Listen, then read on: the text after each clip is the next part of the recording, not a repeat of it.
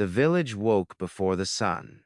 Every morning long before the first rooster crowed, smoke rose from cooking fires across the small community outside Enugu. Women swept their compounds with long brooms made from dried palm fronds. Men prepared for the farms. Children carried buckets toward the stream, while older boys pushed bicycles along the dusty red roads. It was the same routine every day, predictable, quiet, small. And in that village everybody knew. Everybody's business, especially if your name was Amara. Okay, look at that girl. She's built like a man. No husband will want her. Those whispers followed Amara everywhere she went. At 25 years old, she stood taller than most women in the village with broad shoulders, thick arms and powerful legs shaped by years of hard labor. Her dark skin glowed under the morning sun, and her palms were rough from handling tools since childhood. While other women wore bracelets and admired hairstyles, Amara spent her days under broken cars with grease on her cheeks and engine oil staining her clothes. The village women never understood her. Even as a little girl, Amara had been different. While other children played with dolls near the stream, she sat beside her father in his workshop, fascinated by engines and tools. The sounds of clanking metal and revving motors excited her more than songs or gossip ever could. Her father, Obiok, owned the most respected auto repair workshop for miles around. People traveled from neighboring villages just to see him. Drivers believed Obi could repair anything. Old buses, damaged motorcycles, broken trucks, even cars that other mechanics had given up on completely. The workshop sat near the edge of the village beneath a giant mango tree. The roof was old, rusted zinc, and the ground was permanently stained black with engine oil. Piles of worn tires sat stacked beside cracked engines and bent metal parts. The air always smelled of petrol smoke and hot metal. To most people it looked dirty. To Amara it felt like home. She loved everything about it. The sound of tools, striking metal, the hum of engines, waking back to life, the satisfaction of fixing something broken. And most of all, she loved working beside her father. "Hand me the 12mm spanner," Obi said one morning as he leaned over. An old taxi engine. Amara handed it to him immediately without even looking. Obi smiled slightly. "You're learning fast." "I already know what's wrong with the engine," she said confidently. "Oh, really?" her father asked with amusement. "The fuel line is weak and the spark plugs are dirty." Obi raised an eyebrow. "You checked already?" Amara crossed her arms proudly. "I listened." Her father stared at her for a moment before bursting into laughter. That was his favorite lesson. Cars speak. Most mechanics only looked. Obi listened. And now Amara did too. By the age of 13, she could change brake pads faster than grown men. By 15, she could remove and rebuild an engine. At 17, she had become stronger than many of the boys in the village simply from lifting heavy parts daily. That strength became another reason people mocked her. One afternoon at the village market, Amara carried a heavy gearbox across her shoulders while two men struggled to lift a sack of rice nearby. A group of women began laughing loudly. "Aha, see muscles, that girl is frightening. She needs a husband quickly before she turns into a wrestler." The women laughed harder. Amara kept walking as if she heard nothing, but she heard everything. Every word, every laugh, every insult. That evening, while washing grease from her hands outside the workshop, her mother sat beside her quietly. Her mother, Mosey, was a gentle woman with soft eyes and endless patience. Unlike Obi, she worried constantly about what people said. "You should ignore them," Goy said softly. "I do, but it still hurts." Amara paused. For a moment she didn't answer. Then she shrugged. "I'm used to it." Her mother sighed sadly. When you were born, I prayed for a daughter who would be strong. Mosey murmured, I didn't know God would make you stronger than everybody. Amara laughed quietly, but deep inside, the loneliness remained. Because the truth was simple, no one in the village truly understood her. Not the girls her age who spent afternoons discussing weddings and makeup, not the boys who became uncomfortable whenever she spoke confidently. Not even the elders, who constantly advised her to behave more like a woman. Only her father understood. One rainy evening after closing the workshop, Obi and Amara sat beneath the zinc roof listening to a water drum loudly overhead. The power had gone out again. A lantern flickered weakly between them. Obi cleaned his hands slowly with an old cloth before speaking. You fought today, Amara groaned. Who told you? Half the village. She rolled her eyes. A group of young men had mocked her earlier while she repaired a motorcycle. One of them flexed his skinny arm and laughed. Amara is stronger than all of us. The others exploded with laughter. Usually Amara ignored such comments, but one boy grabbed her arm mockingly. Instinctively, she shoved him away. Unfortunately for him, Amara was far stronger than she realized. The boy landed flat in the mud. Now the entire village was talking about it. Obi shook his head while hiding a smile. You must learn patience. He touched me first. I know. Amara stared out at the rain. I'm tired, Papa. Tired of what people. The answer came quietly. So quietly that Obi almost didn't hear it. They laugh every day, she continued. No matter what I do, if I work hard, they laugh. If I carry engines, they laugh. If I speak confidently, they laugh. Her father remained silent. You know what hurts the most, she whispered. What? They already decided who I'm supposed to be. Obi looked at his daughter carefully. Rain poured heavily around them while thunder rumbled in the distance. You are not small, Amara, he said firmly. And small people fear what they don't understand. She looked down at her hands. Strong hands, scarred hands, hands covered in tiny cuts from years of work. Do you ever wish I was different? She asked. Obi's face hardened immediately. Never. The answer came so fast that it surprised her. You hear me? He continued. Never. Amara swallowed hard. You are the finest mechanic I have ever trained. She laughed softly. Better than your apprentices. Much better. What? About the men from Enugu. Obi smirked. Most of them are fools. That made her laugh properly. Then Obi became serious again. The world will always try to force powerful women to become smaller. He said, do not allow it. Amara stared at him quietly. You were born different for a reason. Those words stayed with her for years. As time passed, Amara became almost legendary in nearby villages. People came specifically requesting the mechanic girl. At first, customers doubted her whenever they saw her muscular build and young face. But once they watched her, work doubt disappeared quickly. She diagnosed problems in minutes. She repaired engines others failed to fix. She worked harder than anyone in the workshop. Soon, even stubborn drivers respected her skills. But respect from customers did not stop the gossip. Whenever Amara passed through the village, conversations paused. Some women pitied her, others feared her confidence, and many men simply felt intimidated. One Sunday after church, a woman approached Ngoy quietly. I'm worried about your daughter, she said. Frowned. Why? She is too masculine. Men don't like such things. Forced a polite smile. But later that night, she repeated the conversation to her husband. Obi nearly exploded. Let men dislike it then, he snapped. My daughter was not born to make weak men comfortable. Amara overheard the conversation from outside. And for the first time in weeks, she smiled.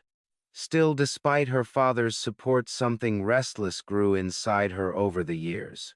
The village became too small, too familiar, too limiting. Sometimes, she stood outside the workshop after sunset watching buses drive toward the city, toward places she had never seen, toward bigger opportunities, toward a different life. She wondered what it would feel like to walk through streets where nobody knew her, where nobody had watched her grow up, where people might see her talent before judging her appearance. One evening, after a long day repairing a damaged delivery van, Amara climbed onto the roof of the workshop to escape the noise of the village. The sky above Anagu glowed with stars. The night air was cool against her skin. Below her, she could hear distant laughter and music drifting from nearby compounds. But up, there alone with the stars, she allowed herself to dream about the city, about freedom, about becoming something bigger than the village girl everyone mocked. Footsteps sounded below. Her father climbed onto the roof carrying 2 bottles of malt. He handed one to her without speaking. For a while they sat together in silence. Then Obi finally asked, "You're thinking about leaving, aren't you?" Amara froze slowly. She nodded. Her father took a long drink before answering. "I wondered when you would say it. You're not angry." Obi looked at her as if the question itself was ridiculous. "This village was never big enough for you." Emotion tightened in her chest. "I'm scared," she admitted. "That's normal." "What if I fail?" Obi smiled gently. "You're my daughter," he said. "You already know how to survive." The stars shimmered brightly above them, and somewhere deep inside Amara, a new future quietly began. The decision to leave the village did not happen in one day. It grew slowly inside Amara like fire hidden beneath dry wood. Every mocking laugh, every whispered insult, every moment she stared at the distant roads leading toward bigger cities. All of it pushed her closer to leaving. Still, when the moment finally came, it felt unreal. 3 weeks after her conversation with her father on the workshop roof, Amara woke before dawn to the sound of rain tapping softly against the zinc roof of their house. She lay still on her thin mattress, staring into the darkness. Today was the day. Her chest tightened immediately. For years, she had dreamed about leaving the village outside Anagu. She imagined the freedom, the excitement, the opportunities waiting somewhere beyond the dusty roads she had known her entire life. But now that it was finally happening, fear crept into her heart. Not fear of hard work, not fear of failure. Amara was not afraid of struggle. She was afraid of leaving the only place she had ever known. Outside, thunder rolled softly across the sky. She sat up slowly and looked around her small room. The walls were simple cement blocks painted faded cream many years ago. A tiny wooden table stood beside her bed holding a lantern, a Bible, and a framed photograph of her family. Her work clothes hung neatly beside the door, smelling faintly of grease, no matter how many times she washed them. Everything in the room carried memories, and soon she would leave it behind. Amara rubbed her face tiredly before standing up. By the time she stepped outside, her mother was already awake in the kitchen area, preparing breakfast over a charcoal stove. Goy looked up immediately. Neither woman spoke at first. The silence itself felt heavy. Finally, her mother forced a smile. "You're awake early." "I couldn't sleep." Goy nodded slowly, as if she expected that answer. The smell of boiling yam and pepper sauce filled the cool morning air. Rainwater dripped steadily from the roof, while distant roosters crowed across the village. Everything felt painfully familiar. Amara suddenly wondered how long it would be before she saw all of this again. Her mother noticed the sadness in her eyes immediately. "You can still change your mind," Goy said softly. Amara smiled, weakly. "You know I won't." Go sighed and returned to stirring the pot. For weeks her mother had tried to hide her worry, but it was impossible. Unlike Obi, who believed Amara was destined for something greater, Goy feared the city deeply. To her, cities swallowed innocent people whole. Crime, loneliness, danger, bad influences. She had heard too many terrible stories. What if people in the city are cruel too? Go asked quietly. Amara sat beside her. Then I'll survive that too. Her mother reached over and touched her hand gently. You always speak like you're stronger than pain. Amara looked away. No, she admitted softly. I've just had practice. That answer nearly broke Go's heart. Before she could reply, heavy footsteps approached from outside. Obi entered carrying an old travel bag over one shoulder. You're still talking instead of eating, he grumbled, but his voice carried warmth. Amara smiled. Immediately. Her father looked exhausted. He had spent most of the previous night repairing a delivery truck for a customer desperate to leave before sunrise. Yet despite the lack of sleep, he still stood tall and steady, his broad hands blackened with engine grease. Obi placed the travel bag beside Amara. I fixed the zipper, he said. Amara touched the worn fabric carefully. The bag itself was old, faded from years of use. Her father had once traveled with it long before she was born while apprenticing under another mechanic in a different town. You kept this all these years, she asked. Obi shrugged. It still works. That was how her father viewed most things. If something still worked, you valued it. Amara opened the bag slowly. Inside were neatly folded clothes, a towel, soap, a flashlight, and wrapped carefully at the bottom, tools. Her eyes widened. Not just any tools. His tools. The old Beiga, spanners and screwdrivers he trusted more than some people. Amara looked up immediately. Papa, you'll need them. She stared at the tools silently. Every scratch on the metal carried history. Years of repairs, years of work, years of sacrifice. Her throat tightened. You're giving these to me, Obi nodded once. My father gave them to me when I left home, he said quietly. Now they belong to you. For a moment Amara could not speak. Then she hugged him, suddenly. Obi stiffened in surprise before hugging her back firmly. Goy looked away quickly, wiping tears from her eyes. The rain stopped shortly after sunrise. By mid-morning word had spread across the village that Amara was leaving for the city. People gathered near the family compound, pretending they simply happened to pass by. But Amara knew better. The village always watched everything. Some people looked genuinely curious, others looked amused. A few looked almost excited to see whether she would fail. As Amara carried her bag toward the roadside bus stop with her parents beside her, whispers followed behind them. She really thinks she'll survive Lagos. The city will humble her quickly. Maybe she'll finally learn how to behave like a woman there. Amara kept walking. Years ago, those comments would have wounded her deeply. Now they only strengthened her resolve. At the bus stop, several men loaded bags onto an old commercial bus preparing to leave for Lagos. The vehicle looked tired and worn out. One headlight was cracked and smoke puffed occasionally from the exhaust pipe. Amara immediately noticed a slight knocking sound from the engine. Instinctively, she frowned. The timing belt needs adjustment, she muttered. Her father chuckled. You haven't even left yet, and you're already diagnosing vehicles. Amara smirked slightly. I can't help it. More villagers gathered nearby, watching openly now. Some shook their heads. Others stared at Amara's muscular frame as though they still couldn't understand how a woman became like her. Then an elderly man approached slowly. It was Papa Wu, one of the oldest men in the village. Amara respected him because, unlike many others, he rarely mocked her.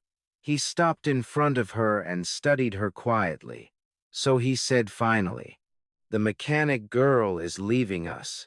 Amara smiled politely. "Yes, Papa." He nodded slowly. "When you were little, people laughed because you were different." Amara said nothing. "But difference is not always weakness," he continued. "Sometimes it is destiny."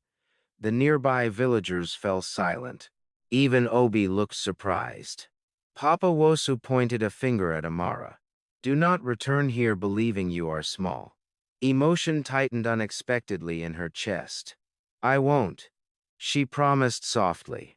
The old man nodded once and walked away.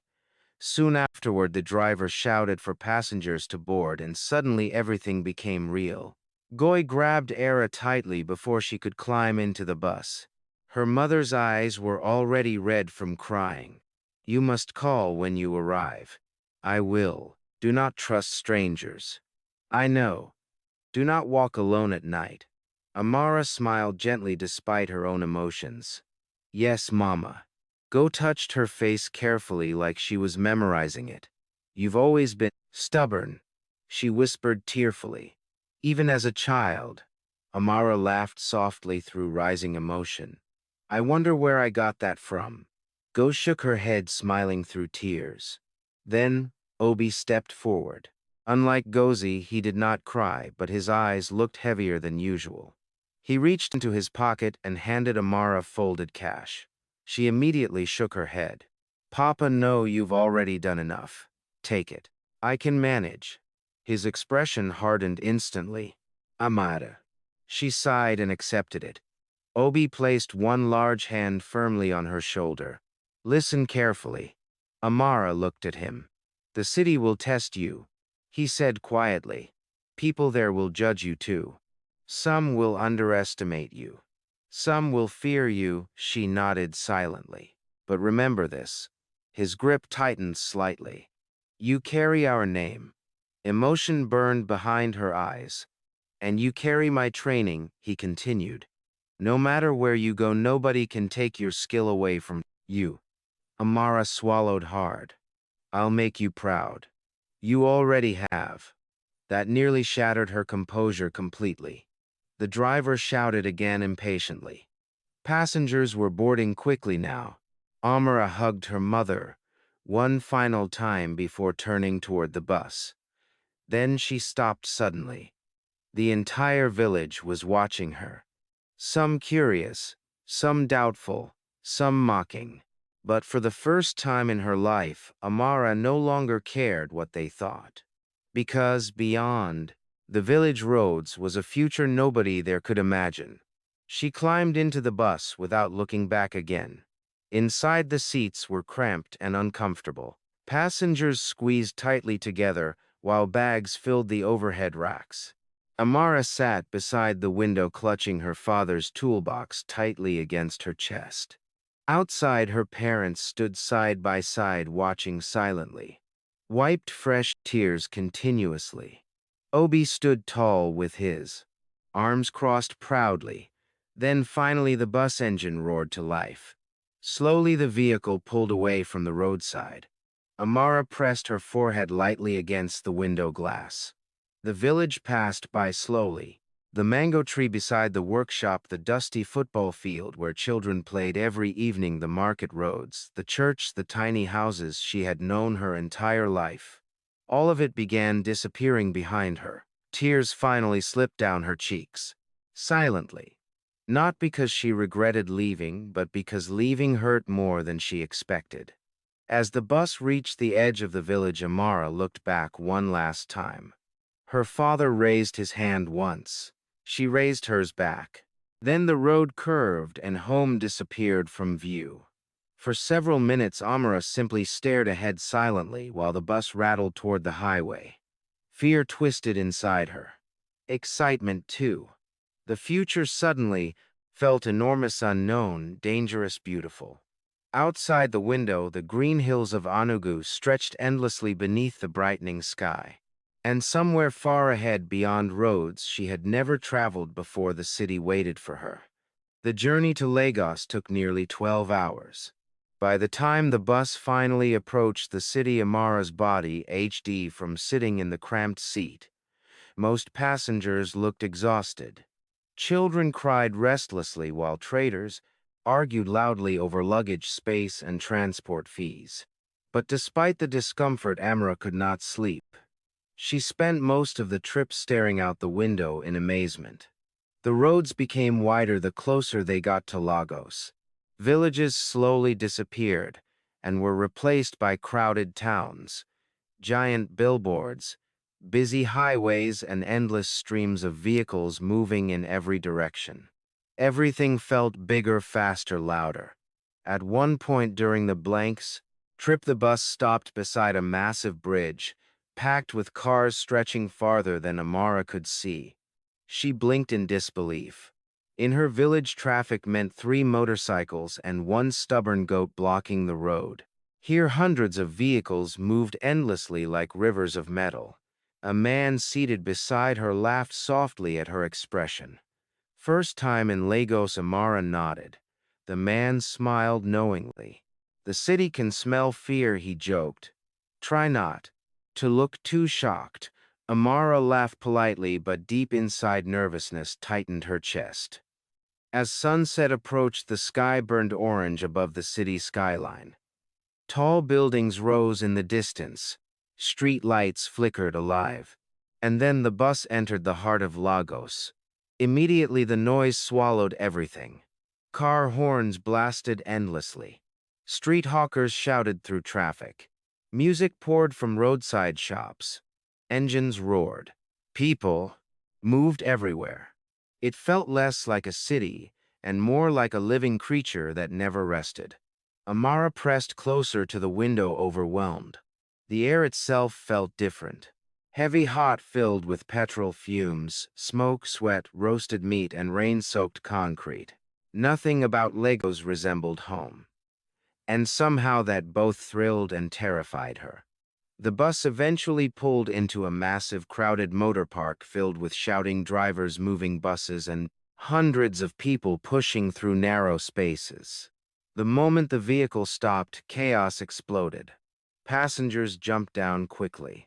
Conductors screamed destinations. Porters grabbed bags aggressively.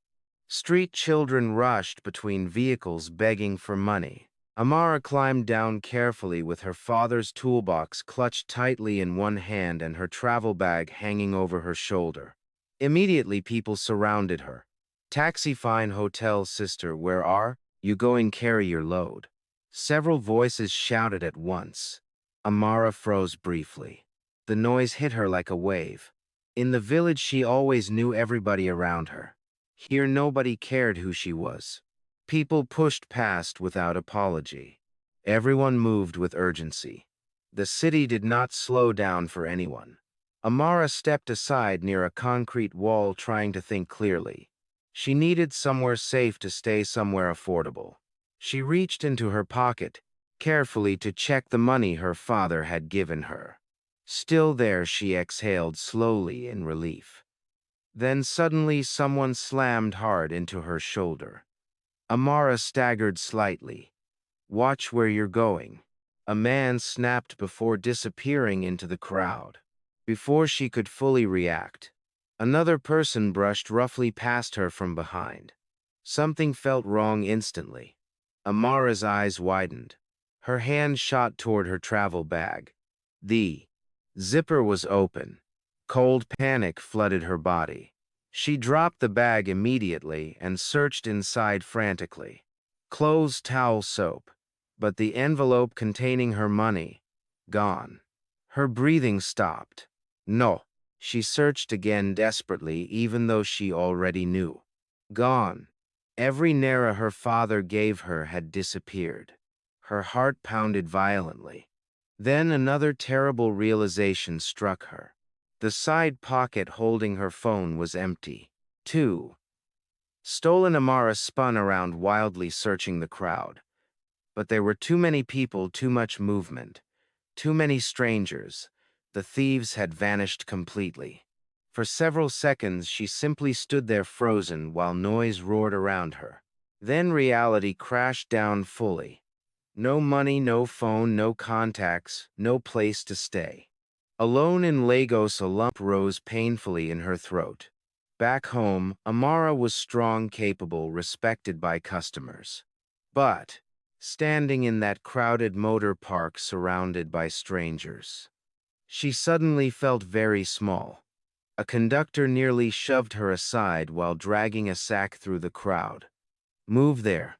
Amara stepped away automatically. Her mind raced desperately. Think. Maybe she could report the theft. But too, she looked around helplessly. The few police officers nearby seemed overwhelmed, already shouting at drivers and settling arguments. And even if she reported it, what would happen? Nothing. The money was gone. As darkness settled over the city, fear began creeping into her chest. Not the kind of fear caused by danger, the deeper kind. The fear of being completely alone. Amara tightened her grip on her toolbox. At least she still had this. Her father's tools. The one thing the thieves failed to steal. Hours passed slowly. She wandered through nearby streets trying to figure out what to do. Everywhere she looked, Legos moved with brutal speed. Street lights, life continued around her while she drifted through it like a ghost. Eventually, hunger began twisting painfully in her stomach. She had eaten nothing since morning. The smell of roasted meat nearly drove her mad. At one roadside stand, a woman grilled suya over hot charcoal while customers laughed nearby. Amara stopped walking for a moment just to inhale the smell. Her stomach growled immediately. The woman noticed her staring. "You want some?" Amara hesitated, then quietly asked. How much? The woman named a price. Amara swallowed hard. She didn't even have enough for that. "I'm fine," she lied before walking away quickly. Embarrassment burned inside her. She had never felt helpless like this before.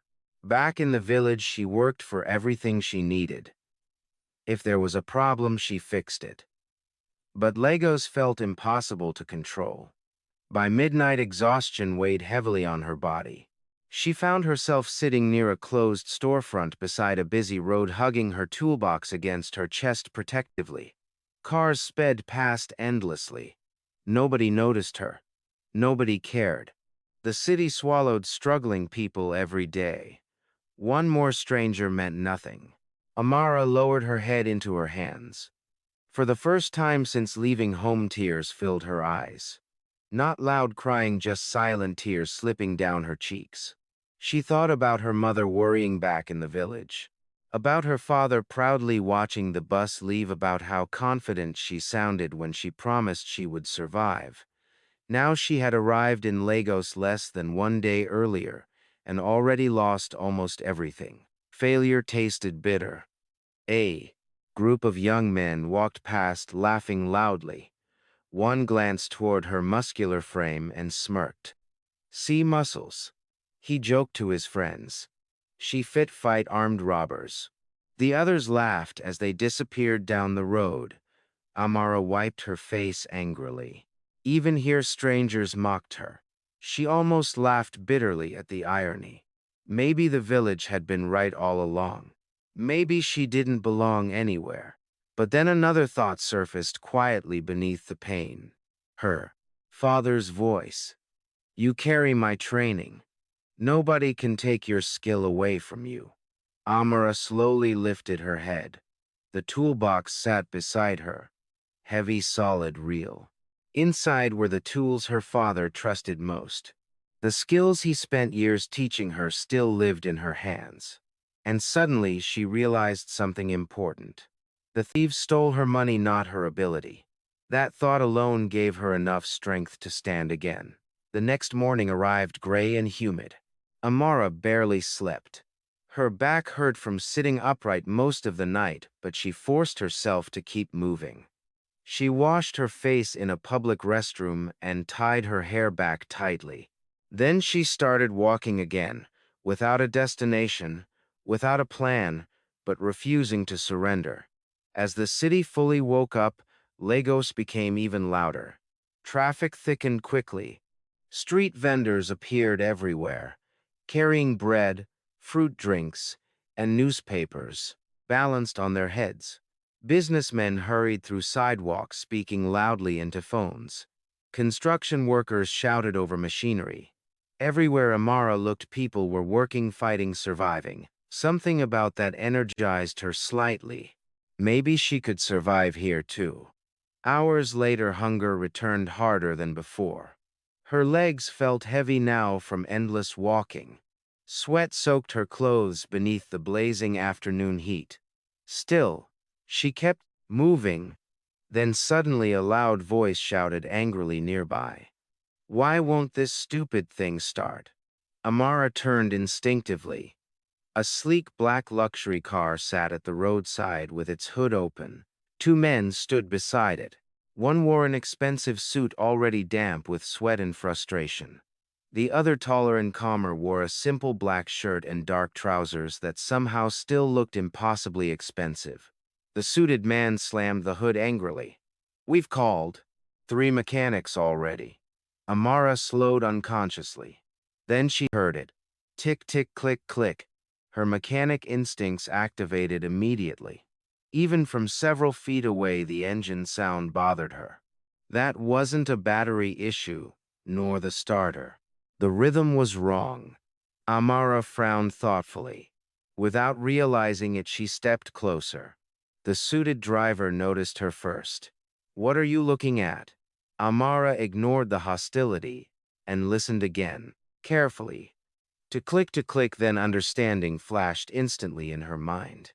"The fuel connection," she murmured quietly. The taller man looked at her sharply. What? Amara hesitated. For a brief moment, doubt returned. She was exhausted, hungry, dirty, and standing beside a luxury car looking like a homeless stranger. But then she remembered her father's lessons. Trust your ears. Trust your skill. Amara stepped forward slowly. "That's not the battery problem," she said calmly. The driver frowned immediately. "And you know this?" How Amara looked directly at the engine. "Because I listened." The taller man stared at her with growing curiosity. And at that moment, without realizing it, Amara's entire life was about to change forever. The tall man stared at Amara carefully. For a moment, neither of them spoke. Cars rushed past on the busy Lagos road, while impatient drivers blasted their horns loudly. The afternoon sun reflected sharply off the black luxury vehicle, making it almost shine like glass around them. Pedestrians moved quickly along the sidewalks, too focused on their own lives to care about one broken-down car, but Amara barely noticed any of it. Her attention remained fixed on the engine. The suited driver folded his arms with clear irritation. "And what exactly are you saying?" he asked skeptically. Amara stepped closer to the car slowly. "I said it's not the battery." The driver scoffed immediately. "3 mechanics already checked it. They checked too quickly."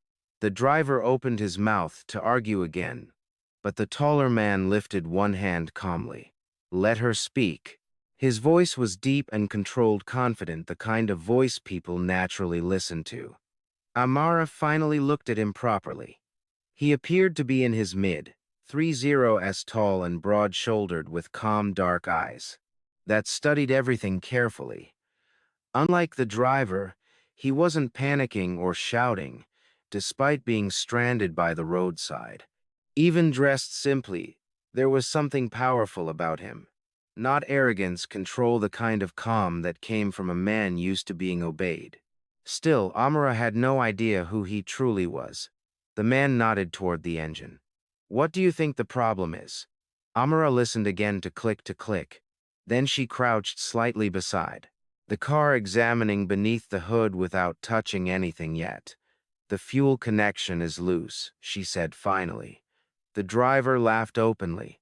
"Impossible." Amara ignored him. "The engine is struggling to maintain proper fuel pressure. That clicking sound is the pump forcing uneven flow." Now even the tall man looked surprised. The driver stared at her suspiciously. And how do you know that? Amara glanced at him briefly. My father taught me. The driver looked unconvinced, but the taller man's curiosity clearly deepened. What's your name? He asked. Amara. Well, Amara, he said calmly. If you're wrong, then we lose a few more minutes.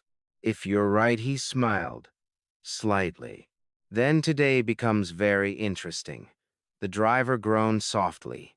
Sir, open the hood fully, the man instructed. Reluctantly, the driver obeyed. Amara stepped forward confidently now. The moment she looked directly at the engine, her exhaustion seemed to disappear. Hunger, fear, and frustration faded into the background as instinct took over completely. This part of her life always made sense. Machines were honest. Engines didn't mock her appearance. They didn't whisper behind her back. Something was either broken or it wasn't. And if you listened carefully enough, cars always revealed the truth. Amara set her father's toolbox gently on the ground. The taller man noticed the care with which she handled it. You travel with your tools. She nodded while opening the box. They're important. Inside, neatly arranged spanners and screwdrivers reflected years of use. Though old, every tool was carefully maintained. The driver watched skeptically as Amara selected a wrench. You really think you can fix a car like this on the roadside? Amara didn't bother responding. Instead, she leaned deeper beneath the hood, inspecting the fuel system carefully. Within seconds, she spotted the problem. One damaged connection fitting had shifted slightly loose from vibration. Tiny, easy to miss, but enough to affect the engine completely. Amara smiled faintly to herself. Found you? She tightened the connection carefully before checking another nearby line for pressure imbalance. The tall man observed her silently the entire time. Everything about her fascinated him already. The strength in her arms, the confidence in her movements, the complete focus on her work. Most people became nervous around wealth and expensive things. Amara behaved as though the luxury vehicle meant nothing, as though only the engine mattered. What exactly did you say your father taught you? He asked. Amara continued working. He taught me to listen first to engines, to everything. That answer lingered unexpectedly in the man's mind. After another minute, Amara stepped back. Try it now, the driver rolled his eyes. We already tried. Just do it, the taller man said quietly. The driver entered the car reluctantly for one brief second. Silence hung in the air. Then the engine roared alive, smoothly, perfectly. No clicking, no struggling, nothing but the deep, clean hum of a powerful machine operating exactly as it should. The driver's eyes widened instantly. Amara folded her arms calmly. The tall man stared at her openly now, not with simple surprise anymore. With genuine amazement, the driver climbed out quickly and checked beneath the hood himself. But how did? Amara shrugged slightly. It wasn't difficult. The driver looked offended by that answer. 3 professional mechanics had failed. Yet this tired-looking woman fixed the problem in minutes. The taller man suddenly laughed. Not mockingly, honestly, warmly. The sound surprised Amara. You've embarrassed half the mechanics in Lagos today, he said. Amara allowed herself a small smile. That wasn't my intention. The man extended his hand toward her. I'm Daniel. Amara shook his. Thank you, Daniel said sincerely. It's fine. No, he corrected gently. It's not. He glanced briefly at the toolbox. You know what you're doing. Amara looked away modestly. My father is the real expert. And where is he? Back in Enugu. Daniel studied her face more carefully now. Something about her expression shifted slightly at the mention of home. Sadness, fatigue. Something else too. You just arrived in Lagos. He guessed. Amara hesitated briefly. Yes. and already fixing luxury cars by the roadside. She laughed softly despite herself. Not exactly how I imagined my first day. Daniel smiled again. The driver, still shocked, muttered under his breath while inspecting the engine once more. This doesn't even make sense. Daniel ignored him. You haven't eaten today, have you? The question caught Amara off guard completely. She blinked. How did you know? You look exhausted. Embarrassment crossed her face instantly. She hated appearing weak. I'm fine. Daniel raised one eyebrow slightly. That wasn't an answer. Amara looked away. Truthfully, hunger now burned painfully inside her stomach. She had spent nearly 2 days surviving on almost nothing, but pride kept her silent. Daniel noticed immediately. You helped me, he said calmly. Allow me to return the favor. There's no need. There is. Before she could protest further, Daniel nodded toward the passenger side of the car. Come have lunch with me. Amara froze. Lunch with this man. Everything about him screamed wealth now that she looked carefully. The expensive watch. The polished shoes, the luxury vehicle. Even the driver treated him with unusual respect. People like him did not invite strangers to lunch. Certainly not dirty mechanics standing on the roadside. I don't think that's a good idea, she said carefully. Why not? Amara looked down at herself. Grease-stained clothes, dust-covered boots, sweat from walking all day beneath Lego's heat. Daniel followed her gaze, said, not a fashion competition. Despite herself, Amara laughed. It was the first genuine laugh she'd had since arriving in Lagos. Daniel noticed that too, and suddenly something inside him shifted unexpectedly. He couldn't explain it yet, but this woman was unlike anyone he had ever met. Most people tried desperately to impress him once they realized who he was. Amara had not even asked. She treated him normally, honestly. That alone felt strangely refreshing. The driver approached Daniel quietly. Sir, he murmured. Your meeting. Daniel glanced at his watch, then dismissed the concern immediately. Reschedule it. The driver looked shocked, but these investors flew in from S. The driver nodded reluctantly. Amara stared at Daniel curiously now. What kind of man casually postponed important meetings? Daniel turned back toward her. So he asked, will you join me? Amara hesitated. Every warning her mother ever gave her about strangers echoed inside her head. But another truth pushed against that fear. She was hungry, exhausted, alone, and for the first time since arriving in Lagos, someone was treating her with kindness instead of suspicion. Finally, she nodded slowly. Okay. Daniel smiled immediately. Good. As they prepared to leave, Amara carefully closed her father's toolbox and lifted it again. Daniel noticed the weight instantly. That thing looks heavy. It is. Let the driver carry it. Amara shook her head immediately. No, the answer came fast and firm. Daniel looked surprised. She softened slightly afterward. It belonged to my father, she explained quietly. Understanding crossed his face. Then you should keep carrying it. Something warm flickered briefly inside Amara's chest at that response. Most people mocked the toolbox because it looked old and worn. Daniel respected it. Instantly, the driver opened the rear passenger door for them awkwardly. Amara paused before entering. She had never sat inside a car this expensive before. The leather seats looked softer than her mattress back home. Everything smelled clean and polished. She suddenly became painfully aware of the grease on her hands again. Daniel noticed her hesitation. You're allowed to sit down, he teased lightly. Amara smirked and entered carefully as the car pulled smoothly into Lagos traffic. She stared quietly through the tinted windows while the city rushed past outside. For the first time since being robbed, something inside her relaxed slightly, not fully but enough to breathe again. Daniel watched her thoughtfully from beside her.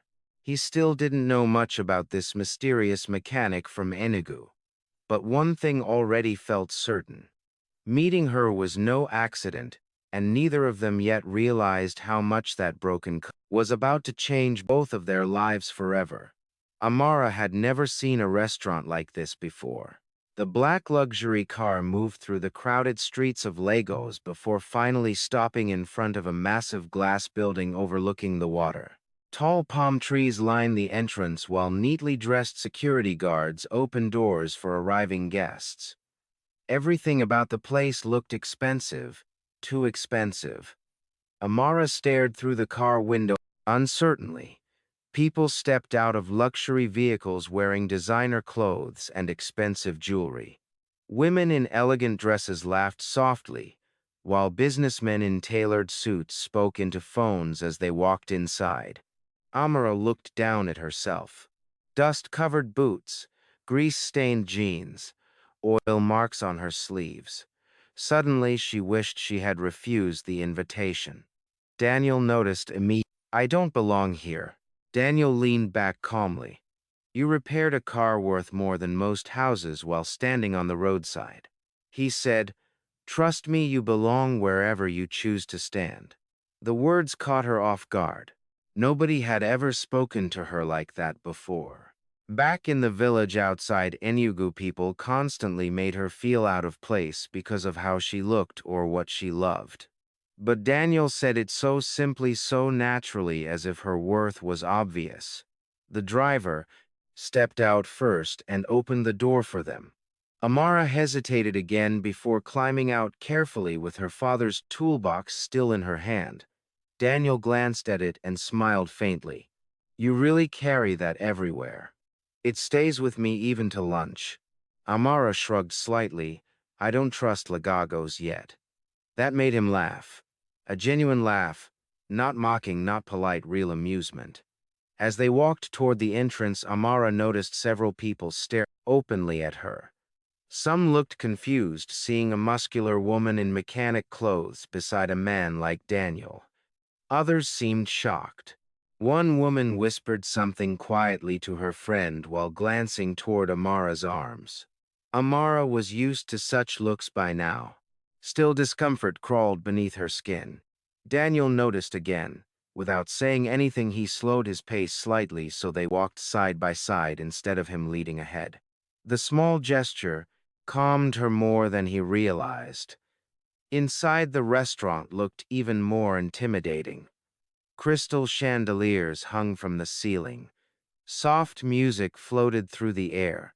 The floors shined so brightly Amara worried her boots might stain them. A hostess approached immediately. "Good afternoon, Mr. Cole." Amara blinked. The woman smiled warmly at Daniel with instant recognition. "Your table is ready." Amara looked at him sharply now. Mr. Cole, driver's nervousness, the expensive car, the instant respect from staff. Pieces were beginning to connect in her mind. Daniel noticed the look on her face. "What? You come here often?" "Sometimes." The hostess led them toward a private corner overlooking the water.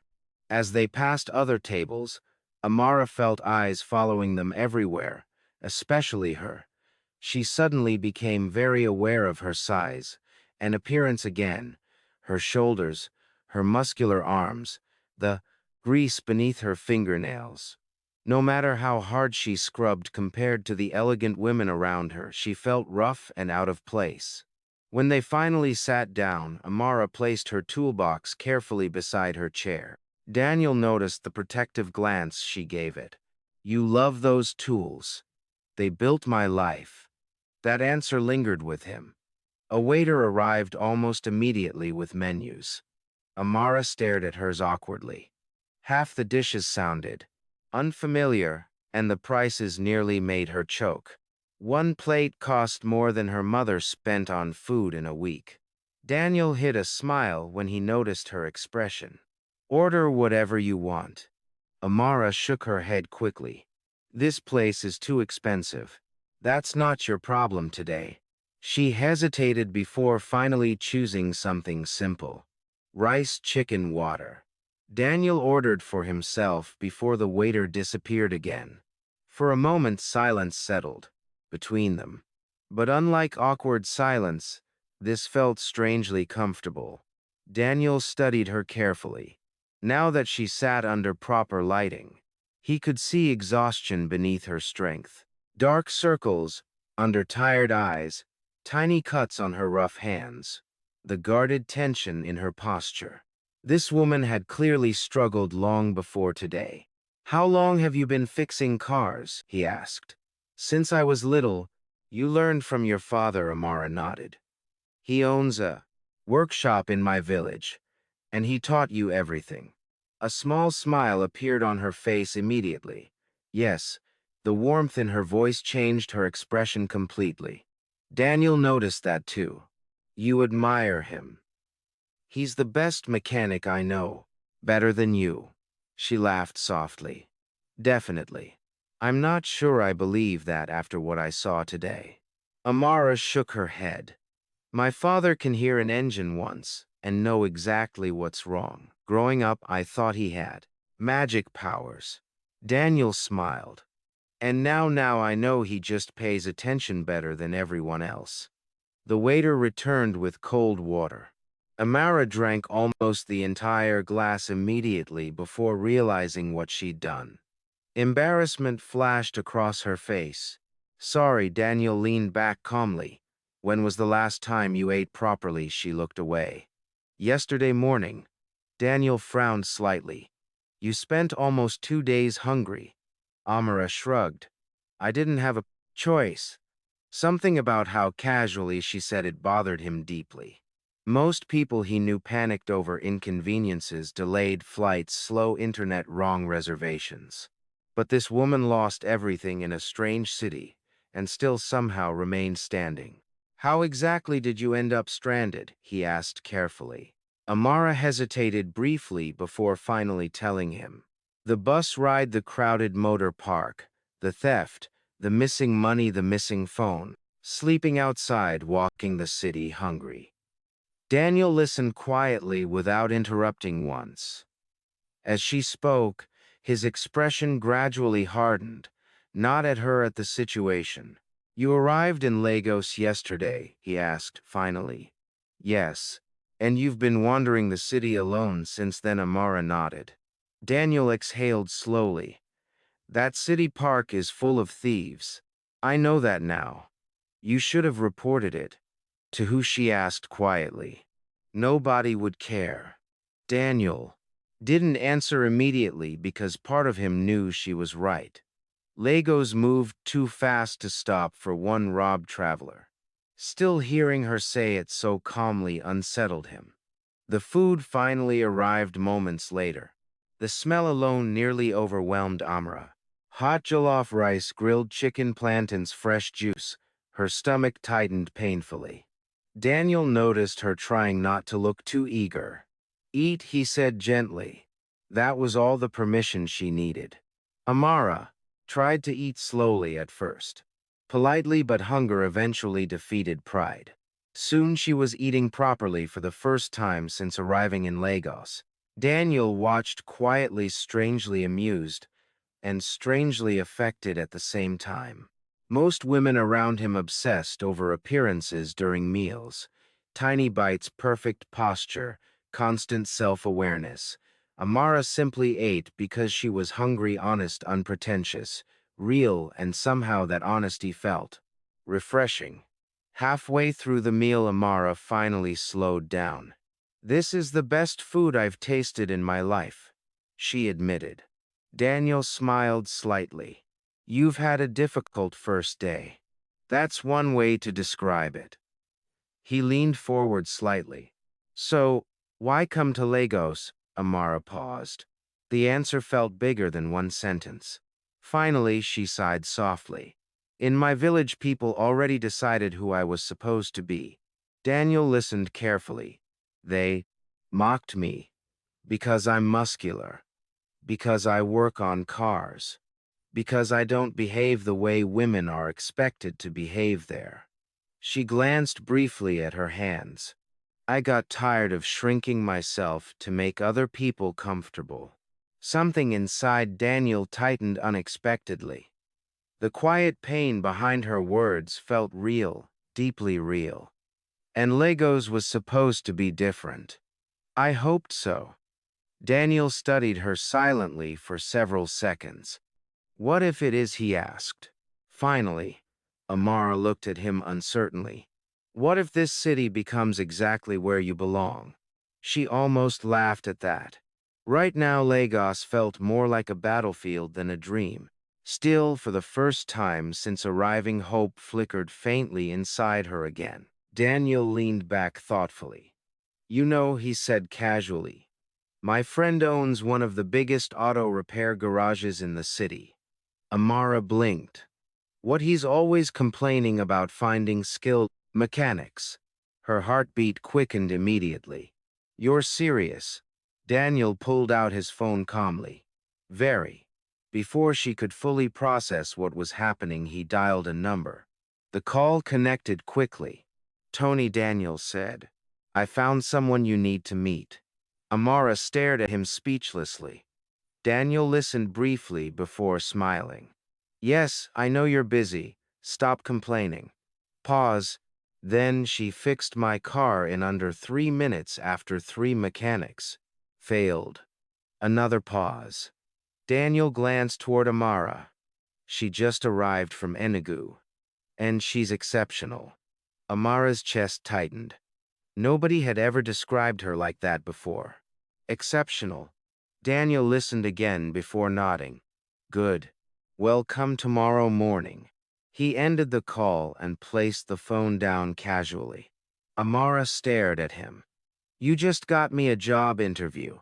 Daniel shrugged lightly. Maybe. Emotion rose suddenly in her throat so fast it almost frightened her. After everything that happened after the robbery, the hunger, the fear, this felt unreal. Why are you helping me? She asked quietly. Daniel looked genuinely surprised by the question. Because someone should. Amara looked away quickly before he noticed the sudden shine in her eyes. For a long moment, neither of them spoke. Outside the massive windows, Legos traffic moved endlessly beside the water while afternoon sunlight shimmered across the city skyline. Inside the restaurant surrounded by wealth and elegance, a stranded mechanic from Enugu sat across from a billionaire she still didn't fully recognize. And somewhere between roadside engines shared laughter and honest conversation. The first pieces of something life-changing quietly began to form between them. Amara barely slept that night.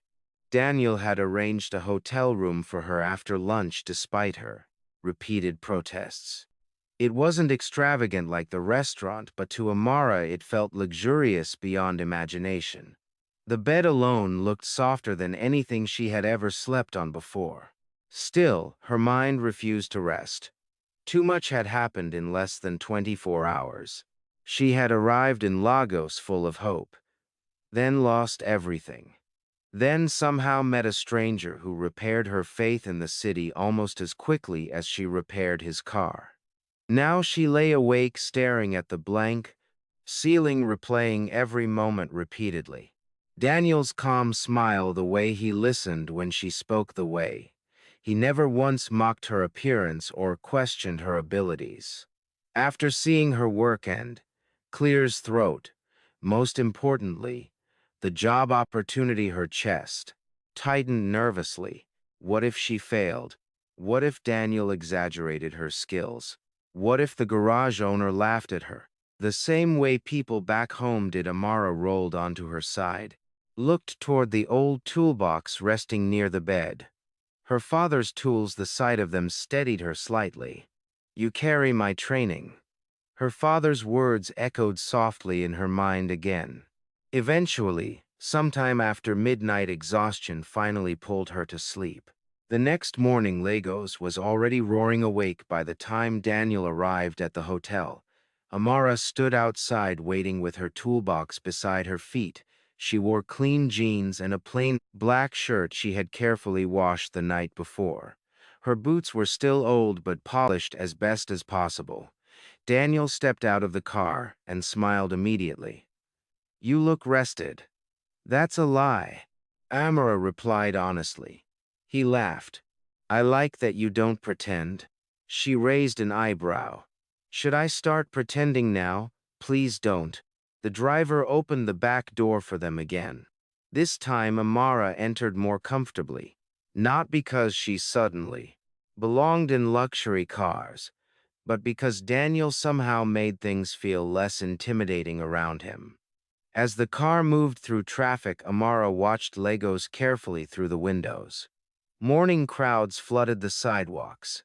Street vendors balanced trays on their heads, while weaving through traffic effortlessly. Danfo buses screeched recklessly between lanes, their conductors shouting destinations at the top of their lungs. Everything still overwhelmed her, but now excitement mixed with the fear. Maybe she truly had a chance here. Daniel glanced toward her. "Nervous?" "Yes." "Good." She frowned slightly. "Good. Nervous people care about doing well." Amara looked away thoughtfully. "You always sound calm." Daniel smiled faintly. "That's because panicking solves nothing." She laughed softly.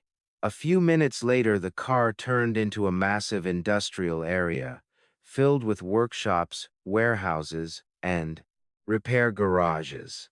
The smell hit immediately. Engine oil, fuel, hot metal, burned rubber. For the first time since arriving in Lagos, Amara smiled fully. This smelled like home. The car finally stopped outside a huge auto repair compound buzzing with activity. Mechanics moved everywhere, beneath lifted vehicles, while welding sparks flashed brightly in different corners of the garage. Engines revved loudly. Hammers struck metal rhythmically. It was chaotic, dirty, noisy, perfect. Amara stared through the window with growing amazement. "This place is huge." Daniel smiled slightly. "Tony likes money." They stepped out of the car. Immediately, several workers glanced toward them curiously. More specifically to Amara. A muscular woman carrying a toolbox into one of the biggest garages in Lagos naturally attracted attention. Whispers started almost instantly. "Who's that?" "She came with Mr. Cole." "Mechanics." Amara pretended not to notice, but years of experience made her hyper-aware of every stare. Daniel led her toward a large office overlooking the workshop floor. Inside sat a broad man in grease-stained overalls arguing loudly into a phone. "I told you the transmission is dead." "Dead means dead." He hung up angrily before noticing Daniel. Finally, then his eyes shifted toward Amara. For several seconds, silence filled the room. Tony Briggs looked exactly how Amara imagined a garage owner would look. Large, rough-faced, bald, and permanently irritated. His sharp eyes scanned her quickly. "This is the mechanic." Daniel nodded calmly. Tony leaned back in his chair slowly. "She's smaller than I expected." Amara almost laughed. Most men in her village called her huge. Tony crossed his arms. "You fixed Daniel's car." "Yes." "Alone." "Yes." Tony grunted skeptically. "Anybody can get lucky once." Daniel sighed.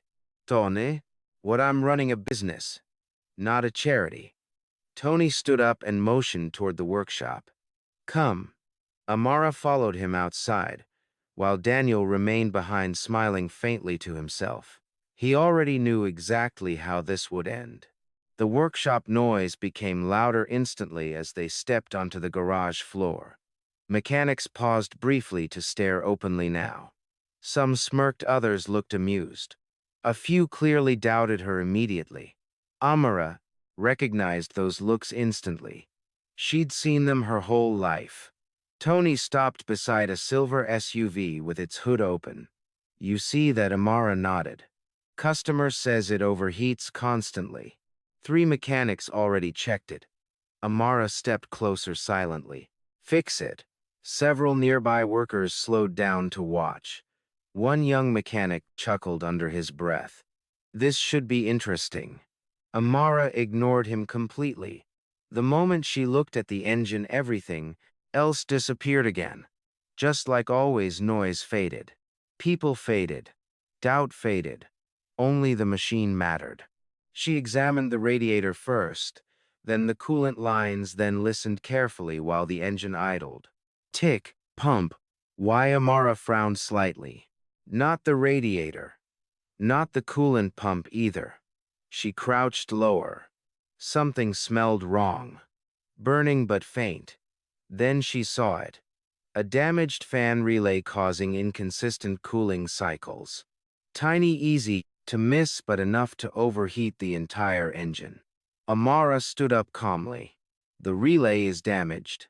Tony narrowed his eyes. That's your diagnosis. She nodded. Replace it and the overheating stops. One mechanic laughed openly.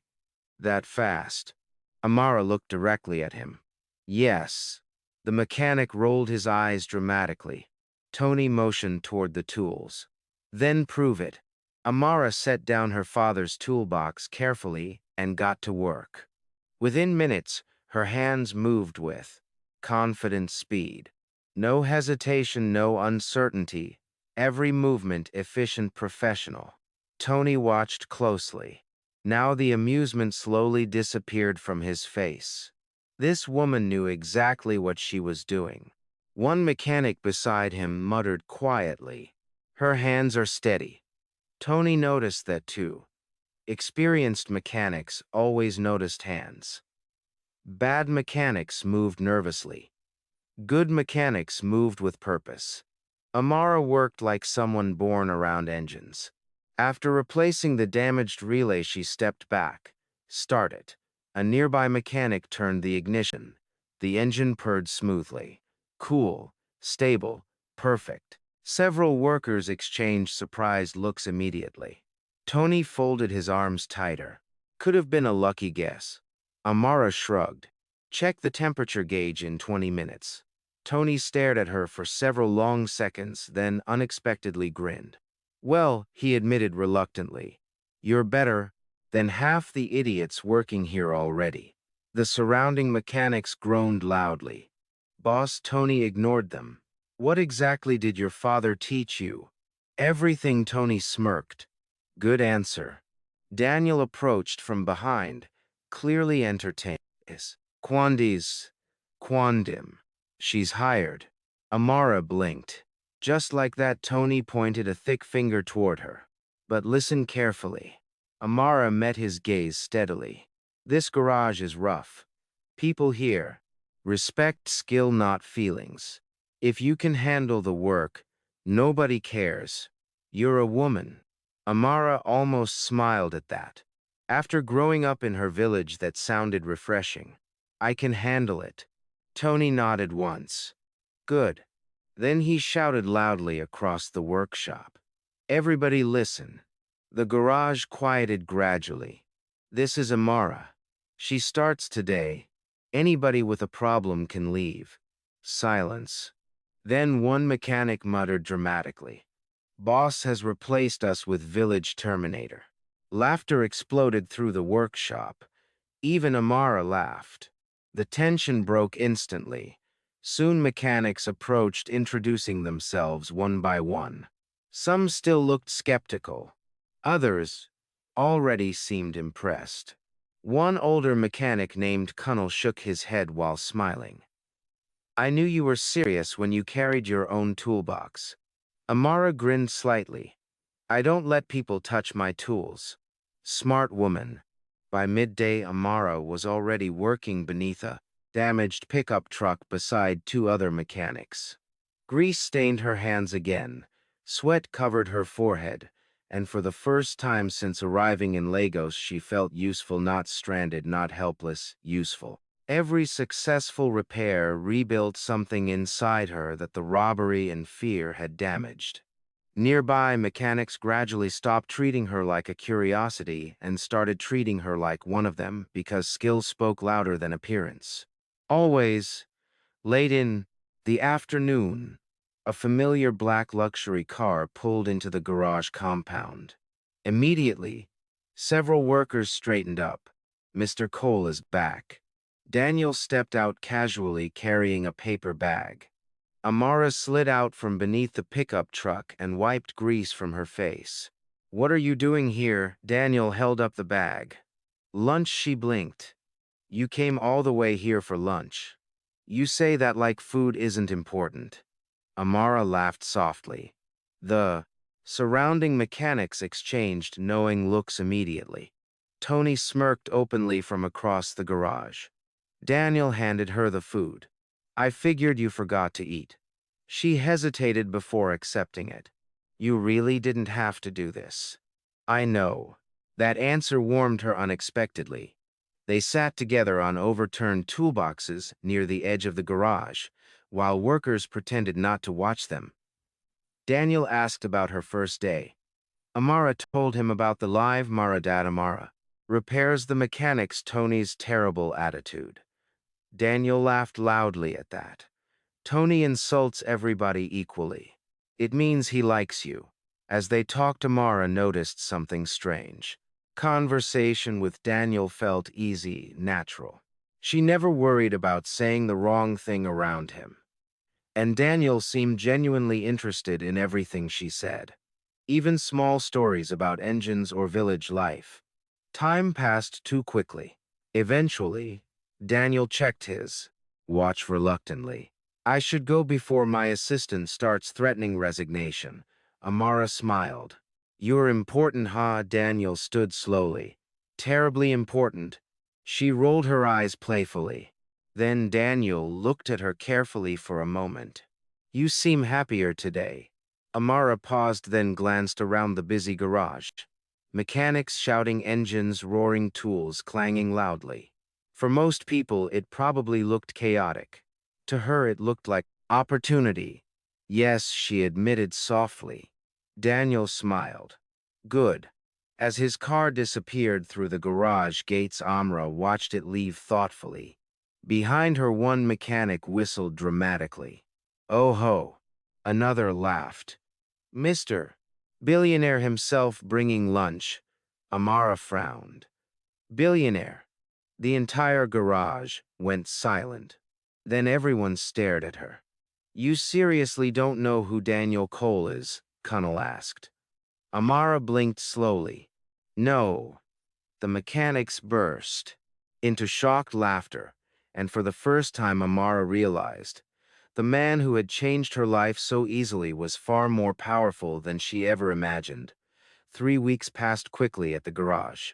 For the first time since arriving in Lagos, Amara finally felt stable. Not comfortable, yet not fully settled, but stable. She now rented a tiny one-room apartment not far from the garage. It wasn't luxurious. The walls were cracked in places.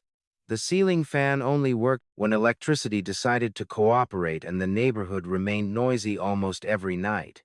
But it was hers. Every evening after work, Amara returned home exhausted, covered in grease and sweat, yet strangely satisfied because every morning she woke up with purpose again. At Tony's garage, people no longer stared at her like she was some strange experiment. Now they respected her. Customers specifically requested her by name. "Where's that tall mechanic?" "Woman, the strong one fixed my engine last week. She diagnosed my car faster than anybody." Even Tony stopped pretending he wasn't impressed, though he still insulted everyone equally. One afternoon, while Amara repaired a damaged transmission beneath a Toyota SUV, Tony shouted across the garage, "Amara, yes. If you fix this thing properly, I might finally retire." Amara slid out from beneath the vehicle, smirking. "You're too stubborn to retire." "That's true." Nearby mechanics laughed loudly. Moments like that still surprised her. Back in the village outside Enugu, she always felt like she had to fight for respect. Her skill mattered more. And nothing else. Well, almost nothing else. Because every afternoon around lunch, one particular black luxury car still appeared at the garage. And every single time it did, the entire workshop noticed. Daniel never stayed long. Sometimes he brought food, sometimes coffee, sometimes absolutely nothing except conversation. But no matter how busy he claimed to be, he always found time to stop by. At first, Amara assumed it was simple kindness, then friendship. But lately something had changed. Something quieter, deeper. The mechanics noticed it long before she admitted it to herself. O'Connell teased one afternoon while tightening bolts beneath a van. "Mr. Billionaire is early today." Amara rolled her eyes while pretending to focus on an engine. "He's just visiting every day. He likes Tony." The entire garage burst into laughter immediately. Even Tony shouted from across the workshop, "Lie better." Amara threw a rag at him while everyone laughed harder. But deep inside, her heart betrayed her slightly every time Daniel arrived, because somehow the loud, chaotic garage always felt calmer once he walked in. That afternoon, Daniel entered carrying takeaway containers again. The workers greeted him casually. "Now, Chairman Boss, bring food for all of us, too." Daniel laughed while walking toward Amara. "You people are too expensive." Amara wiped grease from her hands and shook her head. "You're encouraging them. They were impossible before I arrived." "That's true," Connell shouted helpfully. Daniel handed Amara one of the food containers. "You skipped breakfast again." Her eyes narrowed.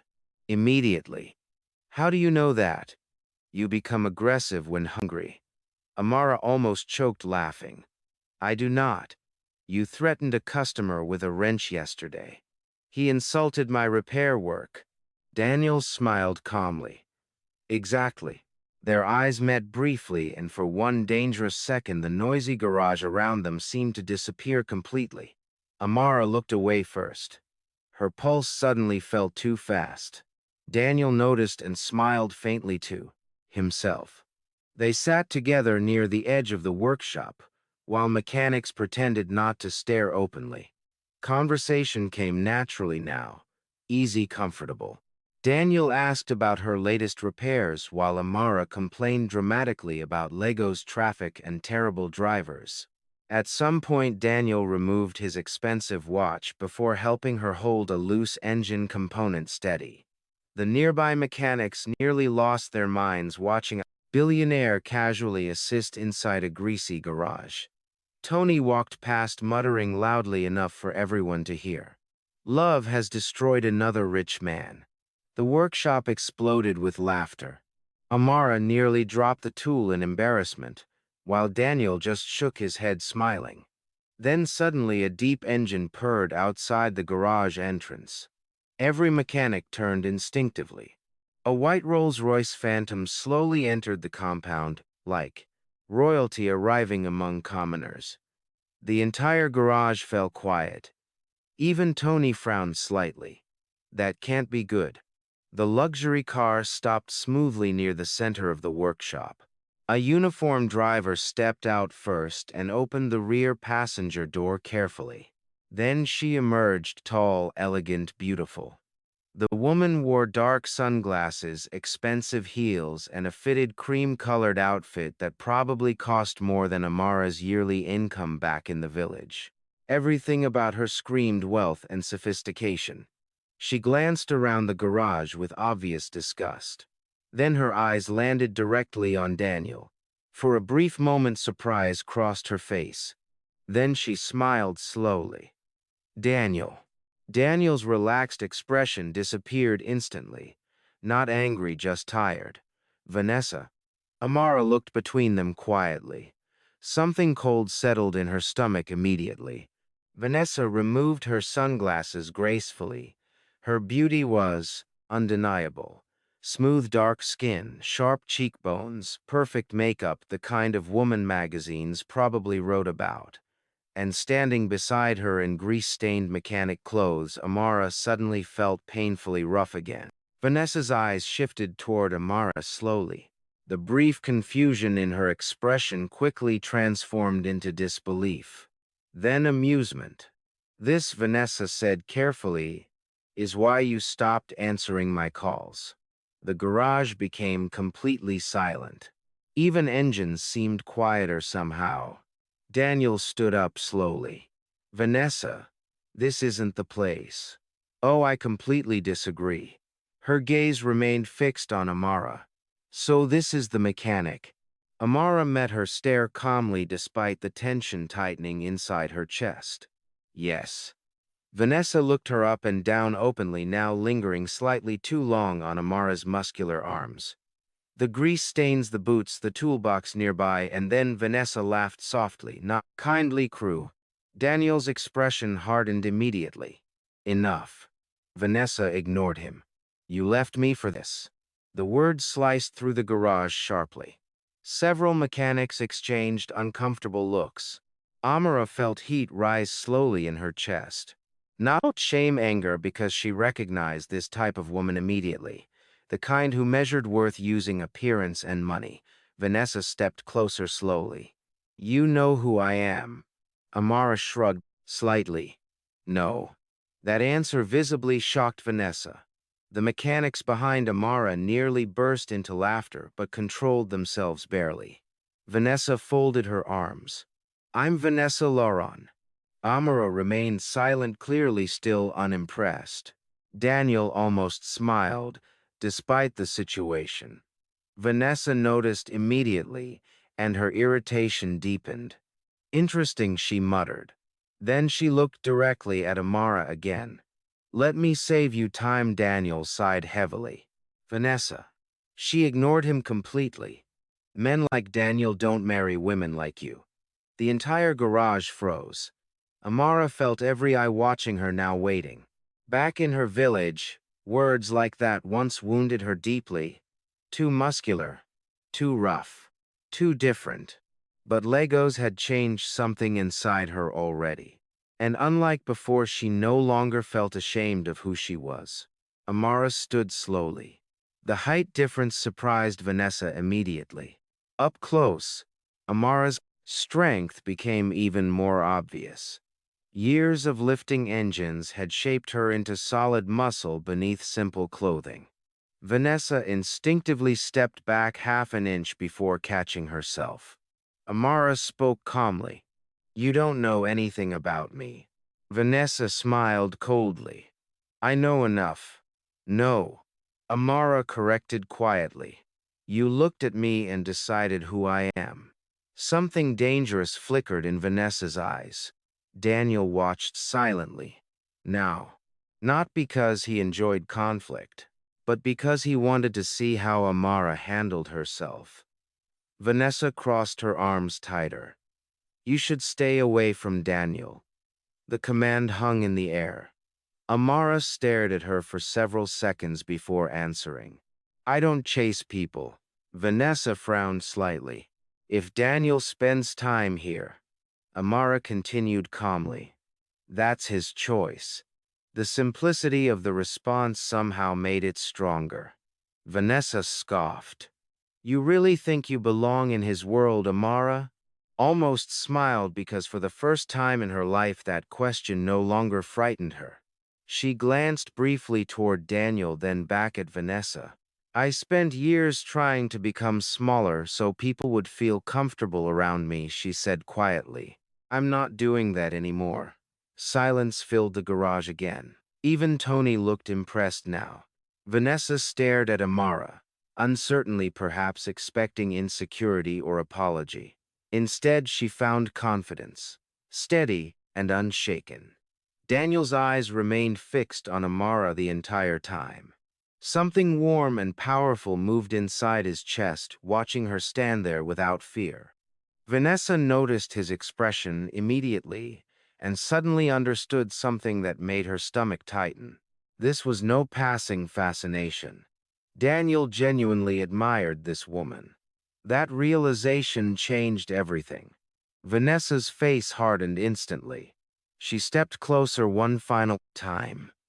Be careful, she warned quietly. Then she turned sharply and walked back toward the Rolls-Royce. Her heels clicked against the concrete floor, while every mechanic watched silently.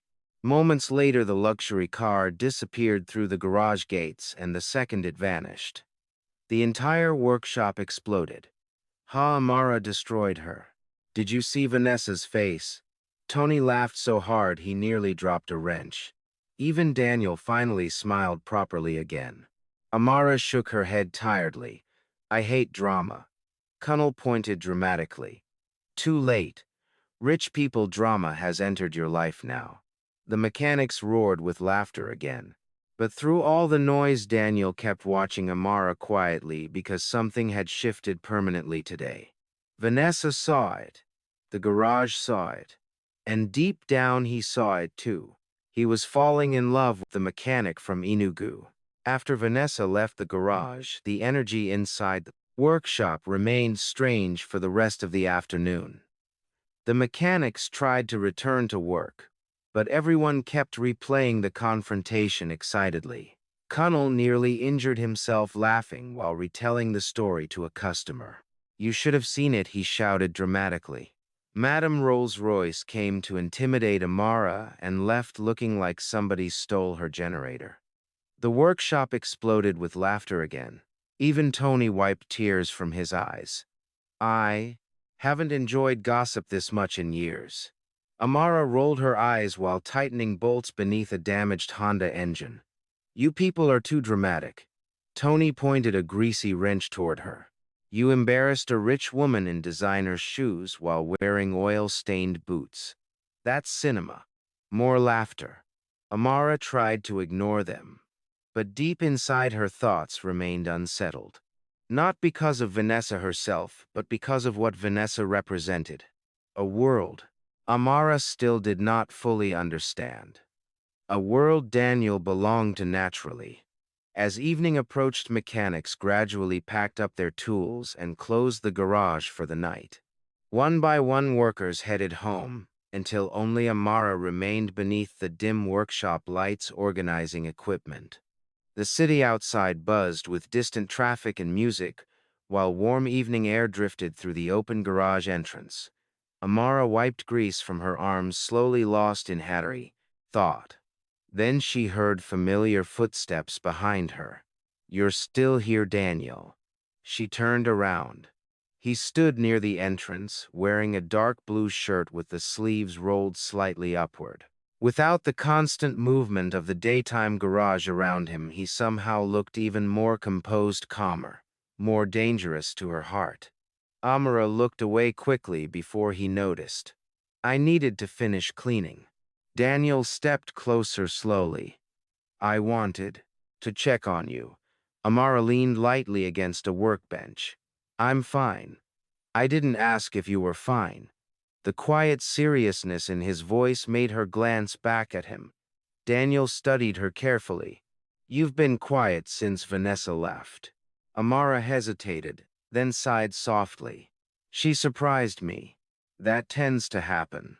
Daniel moved closer and sat on the edge of a nearby tool cabinet. For a moment, neither of them spoke. The workshop suddenly felt strangely intimate without the noise of other mechanics around them. Finally, Daniel broke the silence. I'm sorry about today. Amara frowned slightly. You didn't do anything. She shouldn't have spoken to you like that. Amara shrugged, though her chest tightened slightly. I've heard worse. Daniel's expression hardened immediately. That doesn't make it acceptable. The protectiveness in his tone caught her off guard. Amara looked down at her hands. Grease still stained the lines of her palms despite repeated washing. Was she telling the truth? She asked quietly. Daniel tilted his head slightly. About what that women like me don't belong in your world. Silence settled heavily between them.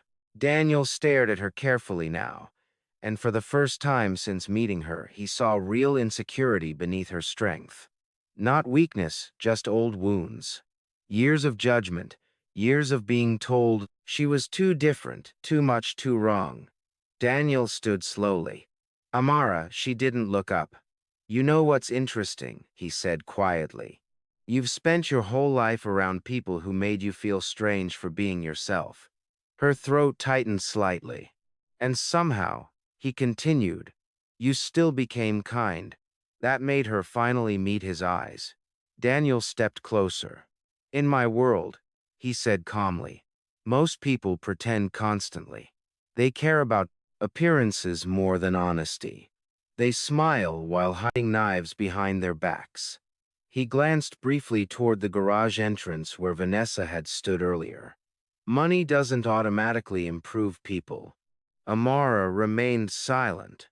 But you, he continued softly. Walk into a room exactly as you are.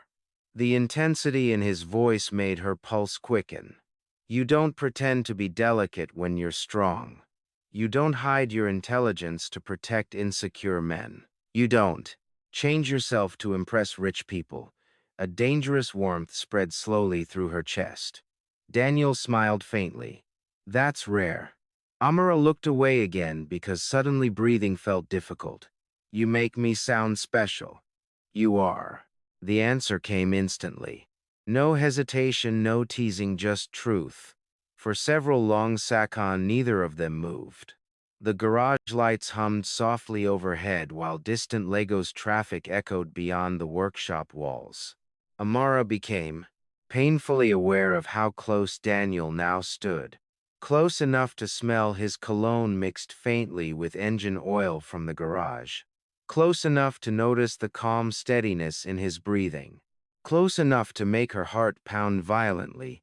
She stepped back slightly. This is dangerous.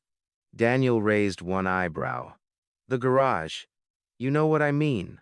His expression softened. Yes, he admitted quietly. I do. Amara crossed her arms tightly, trying to regain control of herself. You're a billionaire. Daniel sighed immediately. There it is again. What? That look. What look? The one where you decide I belong somewhere you can never reach. Amara frowned. You do belong somewhere else. Why? She stared at him incredulously. Daniel, look at your life. He waited silently. You're wealthy, powerful, educated. Women like Vanessa exist in your world. And Amara laughed softly in frustration. And look at me. Daniel's eyes moved over her carefully. Strong, muscular arms still stained lightly with grease. Work boots. Simple clothes, broad shoulders, shaped by years of lifting engines. A woman who looked powerful instead of delicate. A woman completely unlike the polished socialites constantly surrounding wealthy men. You see a problem, Daniel said quietly. I see a woman who rebuilt an engine faster than trained mechanics. Amara shook her head. You're not listening. No, he corrected gently. You're not listening. Silence again. Then Daniel stepped even closer. So let me be very clear. Amara's breath caught. I do not care that you grew up in a village outside Enugu. Her heartbeat quickened. I do not care that you're muscular faster now. I do not care that your hands have grease stains. His voice lowered slightly. And I certainly do not care whether women like Vanessa approve of you. Amara swallowed hard. Because nobody had ever defended her like this before. Not so directly. Not so fiercely. Daniel studied her face quietly. You know what I actually care about. Amara could barely speak. What? The fact that I haven't stopped thinking about you since the day we met. The confession hit her like sudden electricity. For one terrifying second, everything inside her froze completely. Daniel looked almost surprised by his own honesty now, but he didn't take words back. Amara stared at him speechlessly. No man had ever looked at her this way before. Not with pity, not with curiosity, with genuine desire, respect, admiration, and somehow that frightened her more than rejection ever had. You barely know me, she whispered. Daniel smiled softly. I know enough. Amara looked away quickly, overwhelmed. You shouldn't say things like that. Why? Because I might believe you. The vulnerability in her voice nearly shattered him. Daniel reached out carefully, then paused. silently give Ingor space to move away if she wanted. She didn't. Slowly, gently, he took her hand. Amara inhaled sharply. Her hands were rough from years of hard work, scarred strong, nothing like the soft manicured hands wealthy women usually offered him. And yet Daniel held her hand like it was something precious. The tenderness of it almost hurt. You know, what I see when I look at you, he asked quietly. Amara shook her head slightly. A woman who survived people trying to shame her into becoming smaller. Emotion tightened painfully in her chest. A woman strong enough to leave home alone and start over in Lagos. Her eyes began burning suddenly. A woman who fixes broken things everywhere she goes. Amara laughed shakily before she accidentally cried. Just one tear at first, then another. Embarrassed, she tried pulling her hand away quickly. Daniel held it gently. Hey, I'm not crying. You definitely are. That made her laugh through tears. I hate you. No, you don't. Amara wiped her face angrily. This is your fault. I'll accept responsibility. The softness in his voice made her chest ache. For years, she trained herself not to need comfort from anybody. Need made people vulnerable, and vulnerable people got hurt. But standing there in the quiet garage beside Daniel, she suddenly understood how exhausting it had been carrying everything alone. Daniel brushed one thumb lightly across her knuckles. The gesture was so gentle it nearly broke her completely. You don't have to fight everybody all the time, he said softly. Amara stared at him silently, then finally whispered the truth she had been afraid to admit even to herself. I think about you too. Daniel's expression changed instantly, warmer, deeper, like something inside him settled. Permanently. You do. Amara nodded once. And it scares me. He smiled faintly. Good. She frowned through lingering tears. Why is that good? Because I'm terrified too. That surprised her enough to laugh again. Yes. You don't seem scared of anything. Daniel looked at her steadily. That's because you've never seen me care about someone like this before. The honesty of it stole her breath completely. Outside, Lagos traffic continued roaring endlessly through the night. Inside the quiet garage, surrounded by engines and tools and grease-stained floors, a billionaire and a mechanic stood holding hands beneath dim workshop lights. And somewhere between fear and longing, between laughter and vulnerability, they fell in love. Life changed quietly after the night Amara and Daniel admitted their feelings for each other. Not dramatically, not all at once, but in small moments that slowly became impossible to ignore. Daniel now visited the garage almost every day without pretending it was only about lunch anymore. Sometimes he arrived early in the morning carrying coffee. Sometimes he stayed late in the evening just to sit with Amara while she finished repairs. And sometimes he simply showed up because he wanted to see her smile.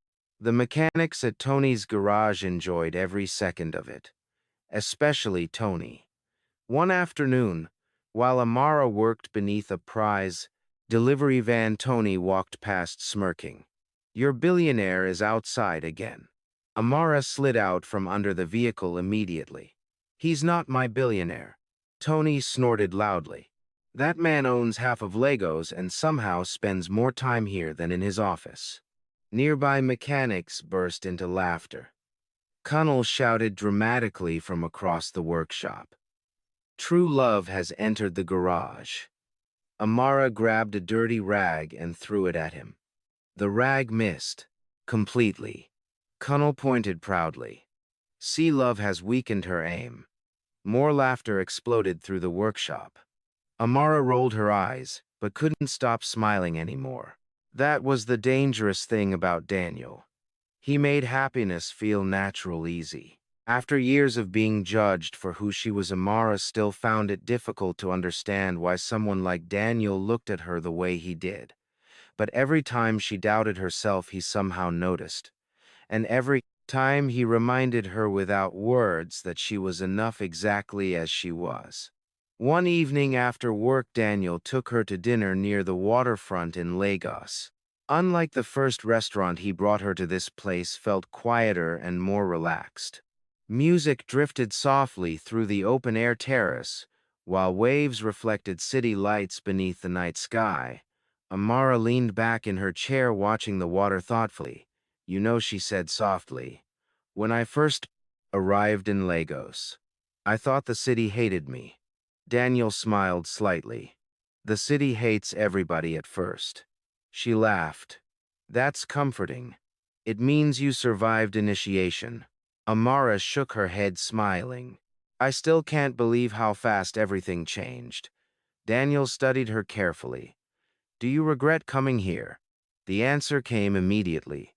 "No," and she meant it, because despite the robbery, despite the fear, despite the loneliness of those first terrible days, Lagos had given her something her village never could: freedom to become herself fully.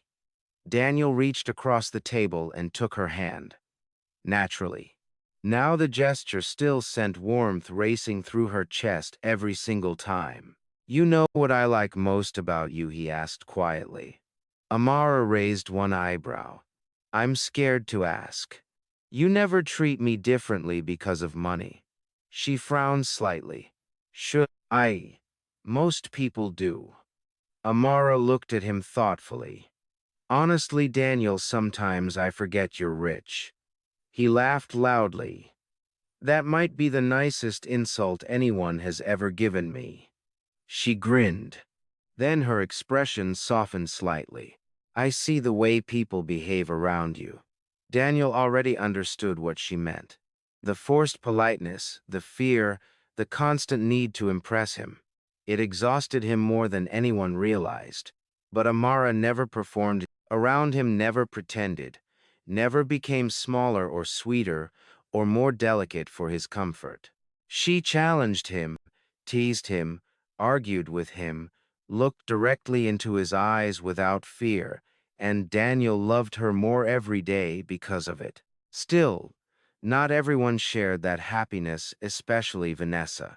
The rumors about Daniel and the mechanic had already begun spreading through wealthy Lagos social circles. At first, people treated it like gossip, a temporary fascination, something amusing.